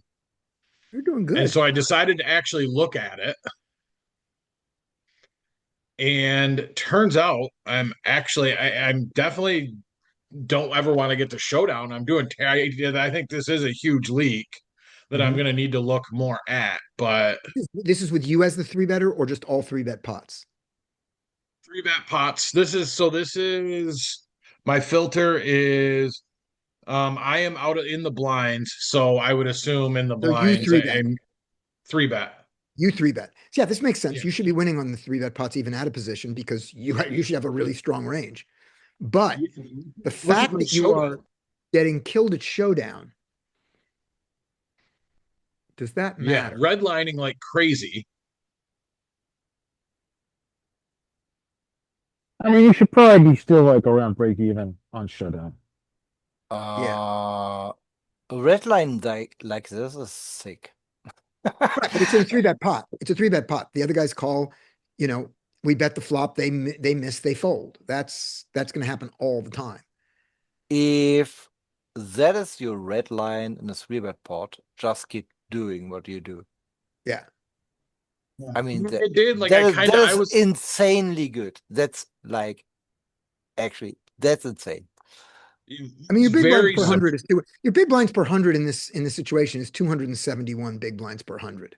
Yeah, and your red lines come from the pre-flop when they fold pre-flop, and then when they fold to your C-bets. I mean, that's going to be a massive red line and 3-bet pot. Oh, right, because they're folding. This also includes the 3-bet pre. At this point, I That's would. true. Oh man. Yeah. Oh yeah. This would include the pre-flop, but Let's add one I more just like filter. Add one more filter. okay. Let's add the flop gets seen. So let's pull out. So add filter, actions and opportunities, flop, players seeing, soft flop, that's all we need.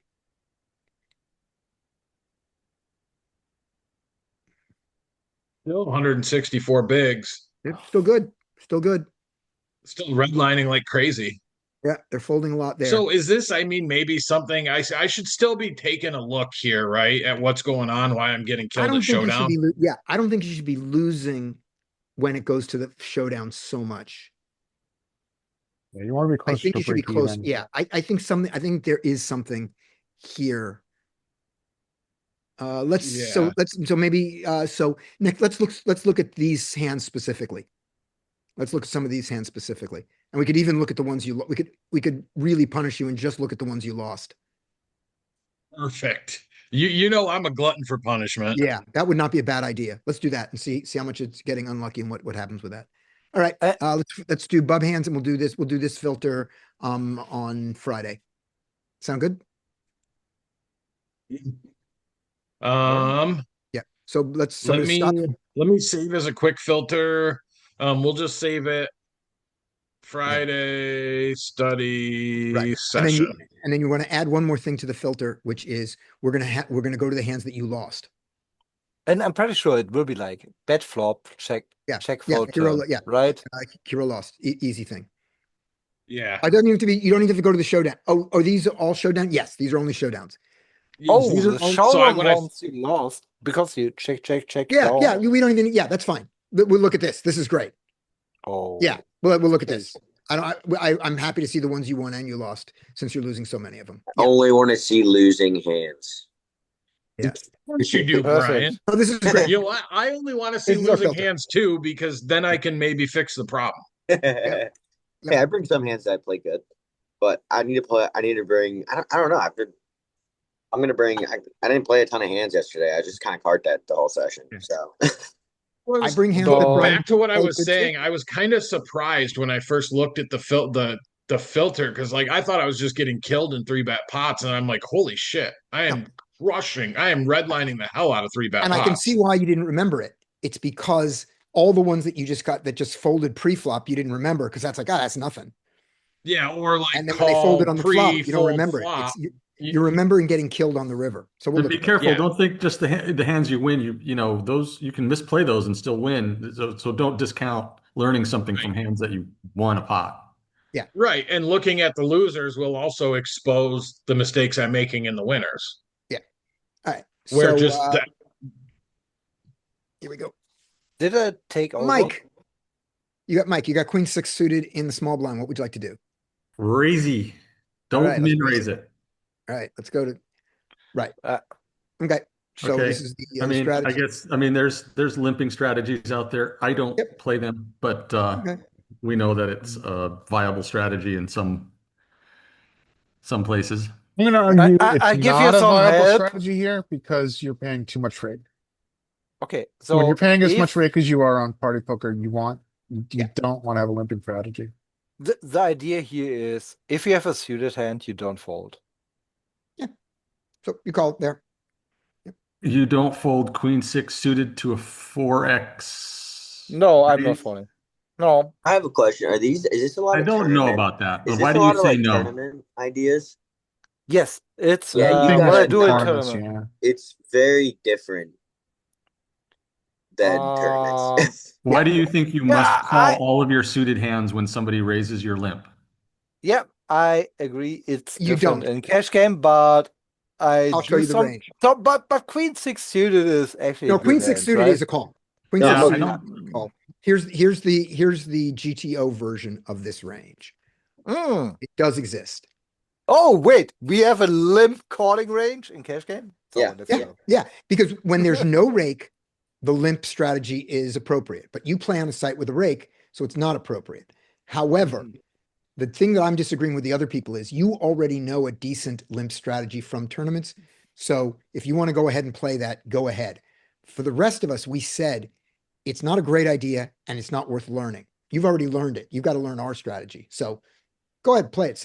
And then let's see what your big blinds per 100 are out of the small blind, and we'll see how they compare to the rest of us. If they're terrible, then change your mind. Scotty, this chart you're showing us is no rake though. Yes, Yeah, this that's what I'm is- saying. That's what he's saying. You should But- not do this in a raked environment. I'm agreeing with that. But Scotty's making But- a valid point that he has a decent blind versus blind strategy already. So Yeah. No, I So get let's that. see how it works. But don't look at this chart and say, oh, this play that I've just made here is good. Well, we don't have, this is the closest thing we've got. I agree with you. There's a flaw in this analysis, but the important thing I was showing is this. All these are folds. All this suited stuff is a fold. So I wanted to correct that. Well, All right, I well- hope we're not limping those in the first place. Yeah. We do. We do? In a limped strategy. Yeah. Well, Wow. Okay. we shouldn't have a limp strategy in a highly raked game. Yeah. We agree with that. We are saying the same thing over and over again. And now we're going to move on. Okay. So the point I'm making So is let's get the floor over here. even in your strategy, you don't call all suited stuff. That's the correction. And queen six suited, even in a limped game, I would be surprised that if you if you said, give me a limp strategy in a raked game, which is not your best choice, but if you're doing it, I would be surprised that queen six would fold, that we would lose 4 pips to respond to. Sure. Yeah, all right, but I Here would you bet are. that it absolutely loses 4 pips. good enough. And neither you or I are going to limp it.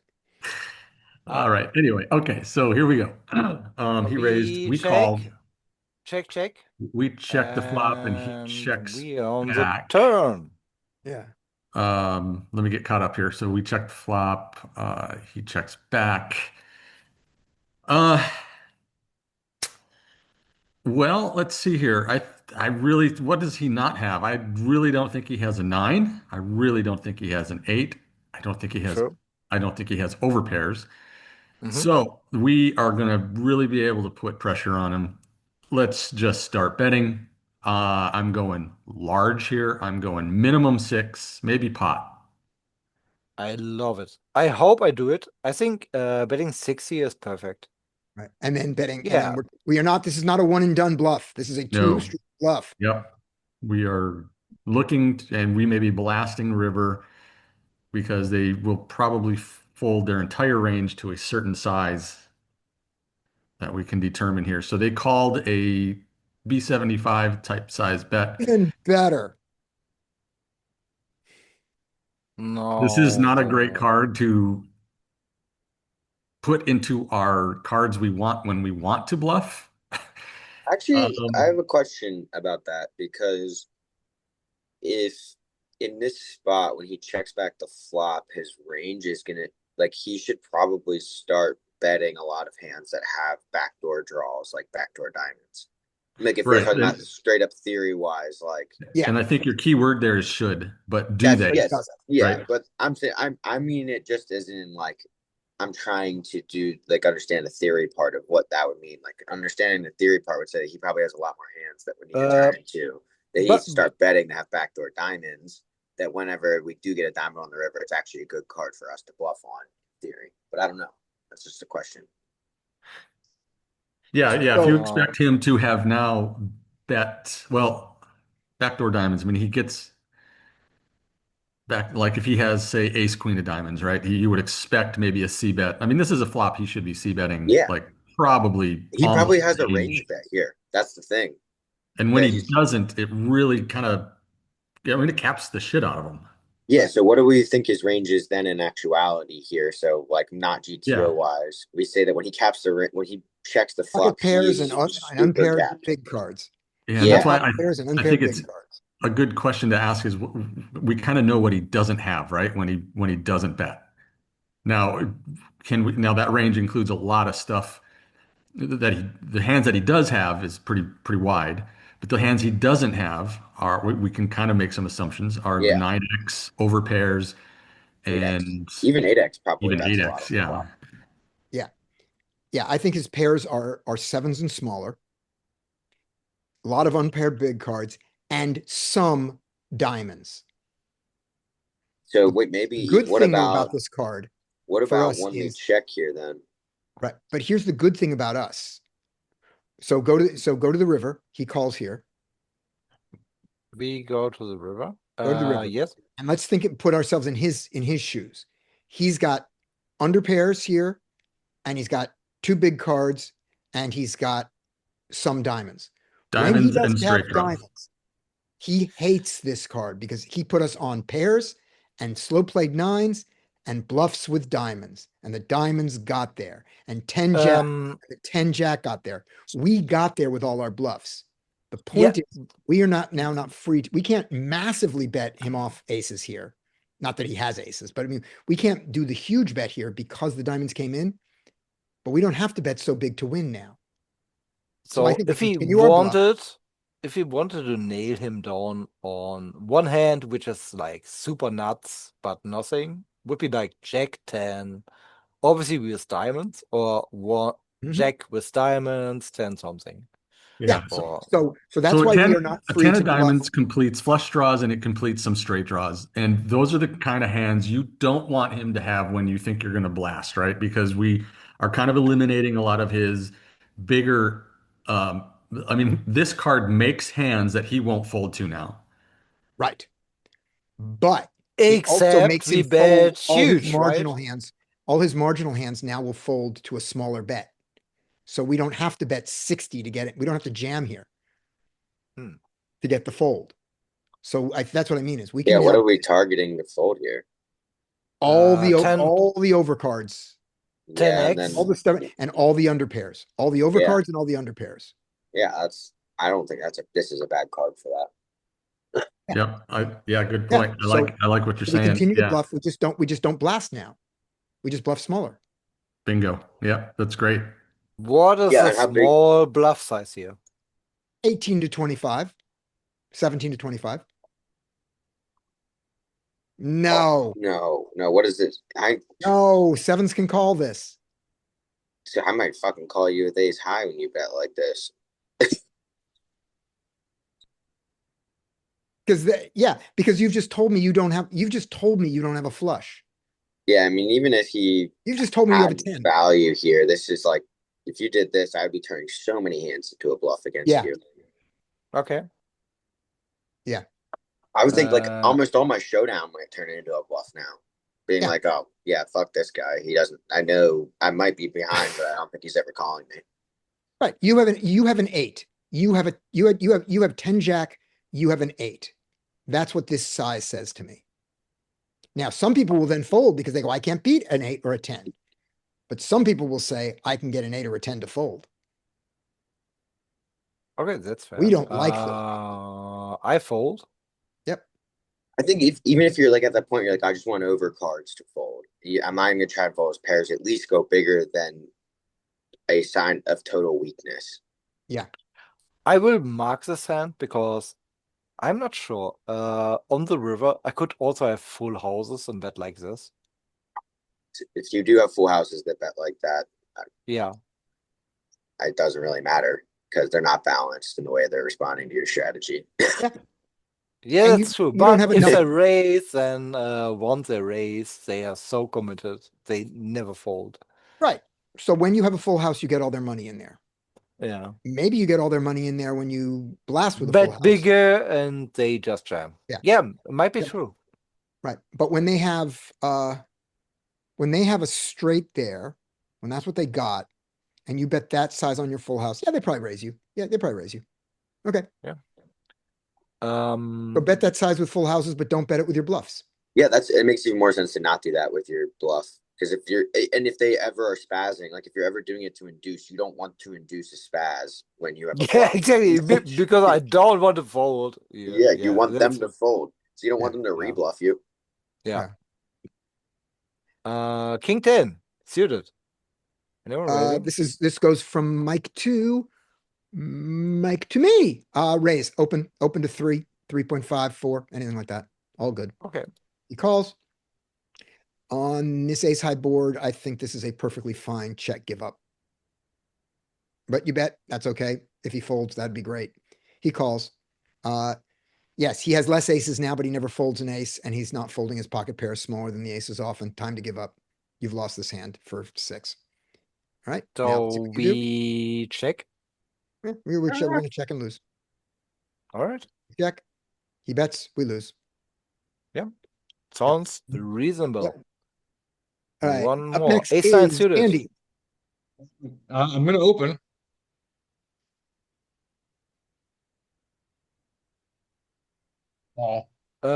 He's donking Oh, short stack. pot size.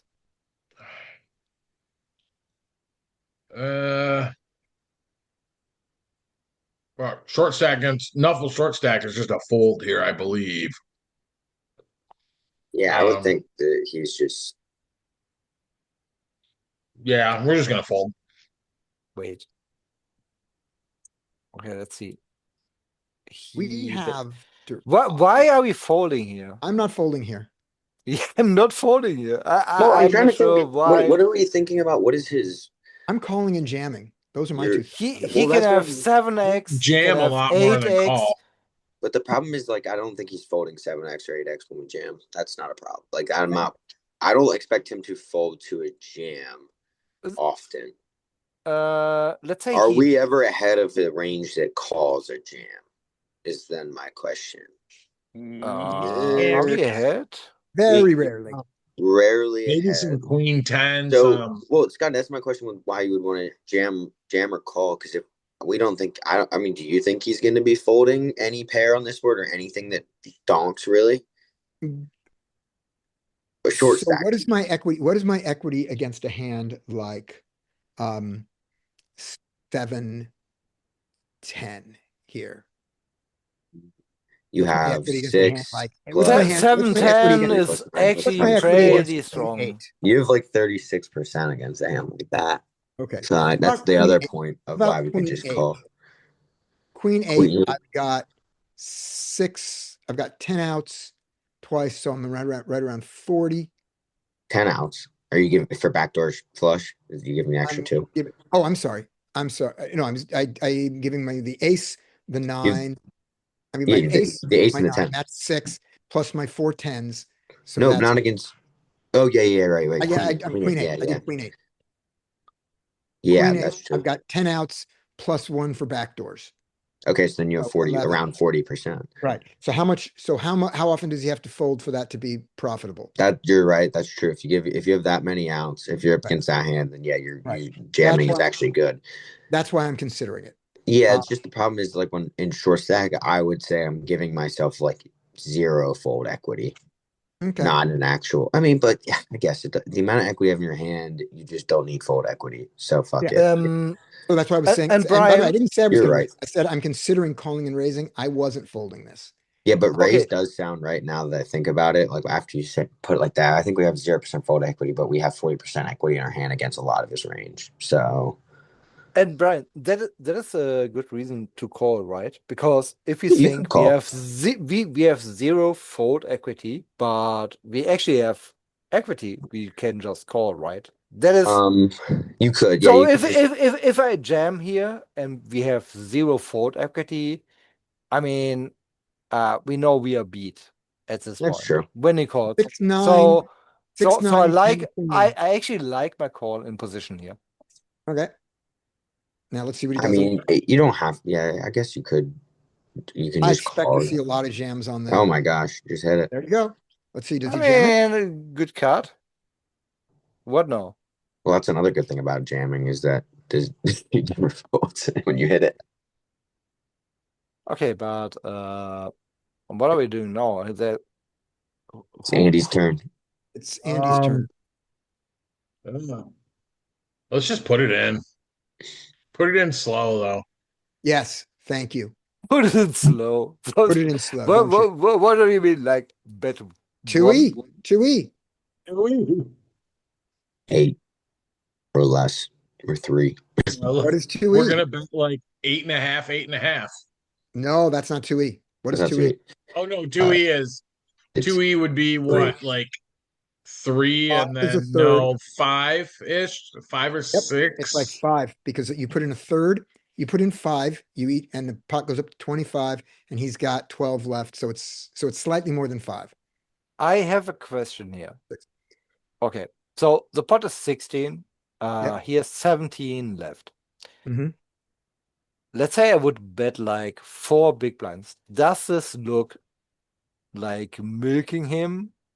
Or is it just better just to jam and feel like, yeah, hopefully I have some Wonder fold who's- equity with It my has a bluffs. lot to do with what Yeah, his hand is.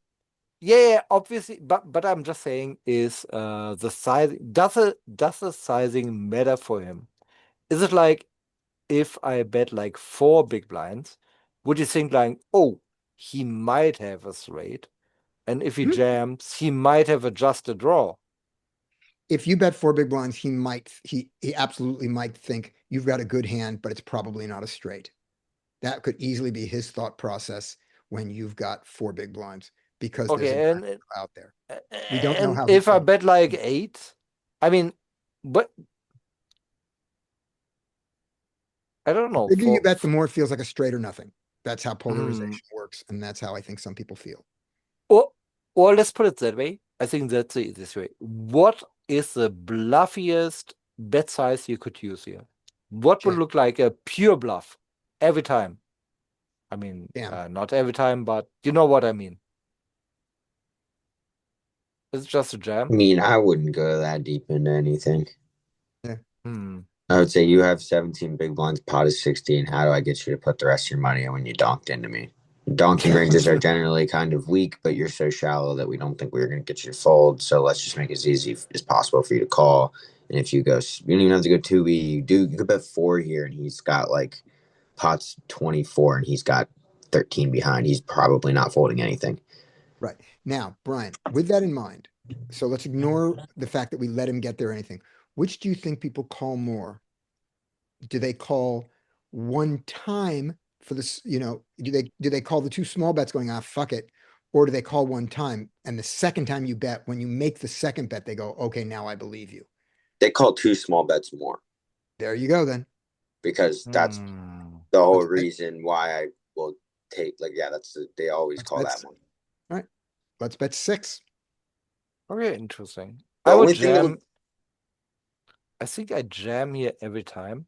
Okay. Well, Yeah, like this. I mean, that's like a jam, right? 12. He folds. Oh my gosh, he actually folded. So apparently we should have stuck the money in pre. And the idea is basically, let's say a diamond comes on the river, he doesn't have diamond, and somehow he finds a fold. That would be ridiculous, right? Yeah. All right. Larry's up. All right. All Next right. hand. King Jack suited. Pretty good hand. Look like King Small Jack blind suited. raises. Raise to 10. Can we call? Yeah. Nope, not in this configuration. I like the Okay. raise better. Okay, Yay. raise better. We do raise. 9 is also fine, not 10. I would start going a little bit bigger. I mean, in theory, you're supposed to go a little bit bigger here. Blind Mhm. versus blind. We did start with less than 100 though, but yeah. Okay, that's fair. All right, what's he do? Yeah.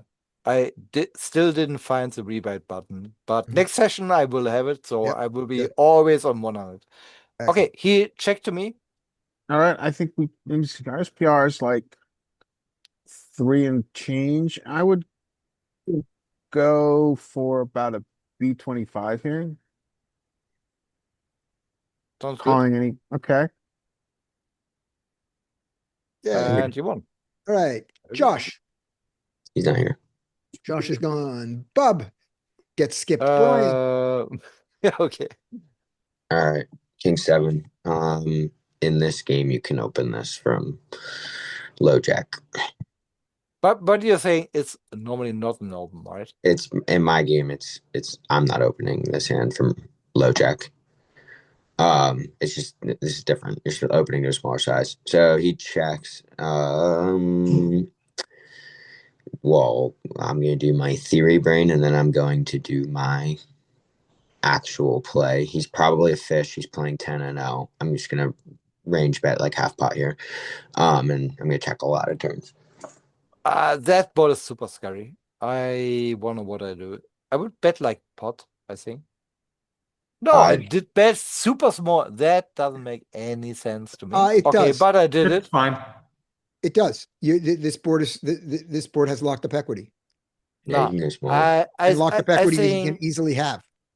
I think But I if also think over we betting bigger exploitatively is not bad because he's got a lot of shit that can continue to a bigger Yeah, size. okay, I personally feel like betting big, like 4.8. Yeah, I'm not betting over pot, but I think betting big here is good, and checking is also good. I'm not sure about that one. Maybe it's also fine. Who knows? Okay, a good call. All right. I'm checking. Or you could go small here, but I think you can check here plenty. I mean, 4 make it straight. Oh, or we go like clear close to pot. If you do this, you're just checking back the river. Like you have to check back the river. Hopefully. I don't think you should. When I think about it, this line is not terrible. We don't have a 3 street value hand, and you can go here to maximally charge his draws Right. prior to the river, where you can just check back, and then you can always check back the river in Mhm. position. And if he raises you, you can fold. Yeah, I think that would probably be all right when he calls Mike here. is checking, and Mike Check. is checking on this turn. Oh, and I think a check line's really good too. Check and bluff catch river. Right. Yeah, now you check back. You Oh, yes. yeah, you have And we showdown win. value. You lose the 9s. That's okay. That's I cool, mean, right? I'm okay with that. That's part Me of his too. range that we didn't really identify that we're already behind. Yeah. So Oh, he was Jack big 3. blind, right? So In the last hand? yeah. That was low jack versus big blind, right? Wait. That was So no, somehow that was small blind versus big blind. Small blind versus big blind. Oh, it was small blind versus big blind. Sorry. Okay, so you raised. Fuck. So you raised, and he didn't 3-bet you with 9s? Wait, Hold on. no, this yeah, was, no, you're right. It is low jack. It is no, this is low jack big blind. Low Yeah. jack and call. King 7, because we talked about the king 7 there. So we raised. He uncharacteristically flatted 9s here, even though it is a GTO thing. We find that a lot of our players do 3-bet 9s there because they don't like 9s going to flops. We get 7 of spades. What's the read me the board real quick. Wait, sorry. I'm just looking 7, through the 6, board 5. right It's now. 7 of So we spades, had 6, 5 apart. king. Wait, we had No, what is the board, Bub? King 7. we had king. Yeah, I'm We had- just yeah. searching for the hand right now. Okay. Yes, we had king 7 suited, of clubs. king 7 suited in the low jack. King 7 clubs. Oh yeah, here we go. That was the one, right? Yes. So that's it. So we had 6 of clubs, 5 of clubs, 7 of spades. There we go. Okay, here we go. So he checks his 9s. Here we are with our king 7. It often bets, and it sometimes checks back, and the size is small. It likes the small size on this board. That was the first thing that we wanted to see. This is a Why small. can I not watch your stream as you're talking about it? Why Zoom so Go back to stupid? the Zoom window. Everybody else sees me, right? Yep. there's 2 people screen sharing. He needs to unscreen share. Okay. Oh, I didn't kill the screen share. I don't. There's an option in Zoom. There's an option where you can click a button at the top. But I will tell you that, is everybody else seeing mine? Yeah, I can see you. It's just Great, that I okay. can see that we have 2 Right. screen shares active. All right, No, I great. can't see his. Okay, so king 7 suited is happy to bet here and sometimes check back. But when it bets, as does the whole range, it's a small bet. And you could not be more reverse linear in your pairs than we've ever seen in our lives before. Look at that. That is a pure reverse linear. All right, so we bet small. What does he love to do with 9s? He mixes his raises and his calls. This time he calls. We get the 3 on the turn, and the 3 is of like hearts, right? It's just an offsuit 3. Yep. Okay. Call it 3 of hearts. It's not our, and we've got the king jack of spades. We've got the king jack of. It must be diamonds, and I know we didn't have a flush draw. Yeah. Or we had a backdoor or something. Right, here we go. That can't be king 7 of spades. Right. When the 3 comes, we continue betting range. Every hand we bet, we continue to bet. and they are all All in a big size. big size. They're pot. Wait, no, is it No, one or this is is it big 12? blind. 27, 27. I can't No, see. they're I was not about big. to say. This is Okay. big blind. We are big blind. We are big. Oh, I thought blind. we were king seven. No, Oh no, we're king- low jack. We're low jack. You're right. Yeah. turn. So he then turns around. When he calls us, he bets out on the Oh, he 3. donks the turn. Wow. That's what it is. He just donks the turn. Wow. That's weird. So now we are out of solver land at all. He almost never does this. And when he does it, and we have the king 7, we sometimes bet and we sometimes bet small, mostly. That donk's crazy. That 3 gives them so much of an advantage that they donk their Yeah, whole you just range. go, It's such "That's a fine." good card. That's mine. Yeah. I don't know if you saw my quote in chat, but like if I was big blind there, I absolutely would have led this or Yeah. check raised my entire range. Yeah, Yeah. there you go. All right, Because you just don't have enough hands there that have a 4. we're back to Bub. All right. At least I found Last a hand. way to see the video. That was also great. All right, let's do last hand. This goes to Mike. All right. So we had that one. Check, check. We lost. And next hand will be Jack's. Probably he will have one more. I Ooh, would this is say. a good hand. Limps. This is good. Okay, we check.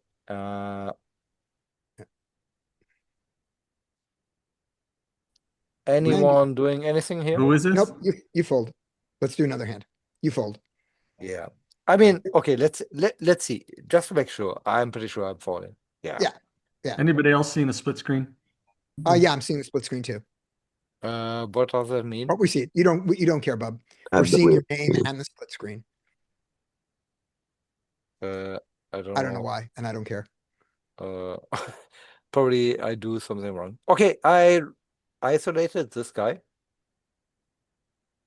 Against your ISO size is too small against 2 players.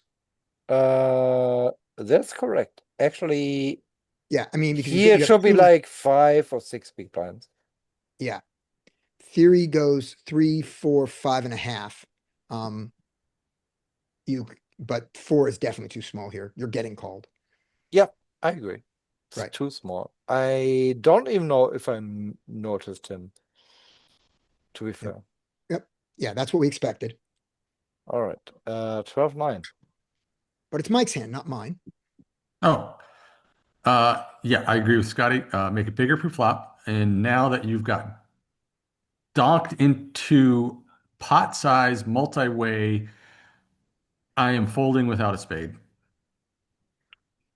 I'm Pretty- folding with a spade. Yeah, you probably should fold with a spade. I would consider continuing with the spade. I agree. Hot let's size go. donk 3 Which, ways. by the way, Nuffle will tell you the same thing. It's pot-sized donks in multi-way pots are not the same as pot-sized donks in heads-up pots. Right. It's true. Okay, one more. Pocket fives. All right, fine. I'll do it's on me, so I'll do the last one. Okay, pocket fives comes to us as a limp. No jack. I'm just gonna raise this. I'm just gonna raise, and I'm gonna raise slightly larger than normal because I do not want to flop. So I'm Can gonna, you just check it? no, because there are no limps. There Oh. we don't have limp charts. He chose to limp. Yeah. So I'm There's gonna three go- limped. Yeah, so I was going to do it. It's perfectly fine to just take your free flop, but I was gonna decide to attack his range. But I like your play better. But you just said this looks Yeah, we good, flopped right? the set. I would like to just go bet because I don't believe that I would just like to bet 1 here. Checking is fine to let him catch up. He's going to bet his value. Check. All right. When we take the check line and the king comes, I would like to continue to check when we take the check line because he's going to bet a king now. Okay. I'm going to make it very easy for an ace to call on the river. I expect him to. I expect that he has none of this. I personally think betting 1 here is better. Sure, you can bet 1. I'm okay with this because the hands that he doesn't have, the straight draws he doesn't have, he called you. Great. So now you're going to bet. Kim- Right, we're going to bet the river. Let's Yeah, see what he the river also is. might raise some hands, but now he Raise will king. call some hands Yeah. like Queen X. Yep. I mean, Queen X is super unlikely. I don't know what he Super has here. unlikely. He has kings To and he be has, sure. he has kings and he has draws and he has ace high. Yeah. 8. None of it got there. I want to target the king. And so I want to bet 7, 8. Very good. I didn't do that, and I think I Check lose hope that he bets. billions of value. I lose a lot of value here, I'm pretty sure. Let's see if he checks back an ace. It doesn't matter that much. because- Obviously, he checks. I mean, Do we get to see his yeah. hand? Sure. His hand get shown? Ace. Oh, you lost billions of dollars. Yes, absolutely. Yeah. I hate it. I think, yeah, you're right. Right. Value betting this river is Right. Now, he might not have called mandatory. you with just the 8. He might not have called you. No, that's fine. But if he But has it a made king, it really easy for him to check back his showdown yes. value. Oh, There you go. oh, wait. To be fair, you said his value would be King X. I think King X would value bet the river. So He I'm might. not sure. I'm not Yep. sure. Yeah. Hmm. But Alright. but the other hands were checking back. So you could bet small and target an 8, but I just decided let's target a king. Hmm. And let's bet, but also we betting more than the king bets. True. Does his king call the check raise? Who knows? We're going to stop here. I'm going to stop the recorder.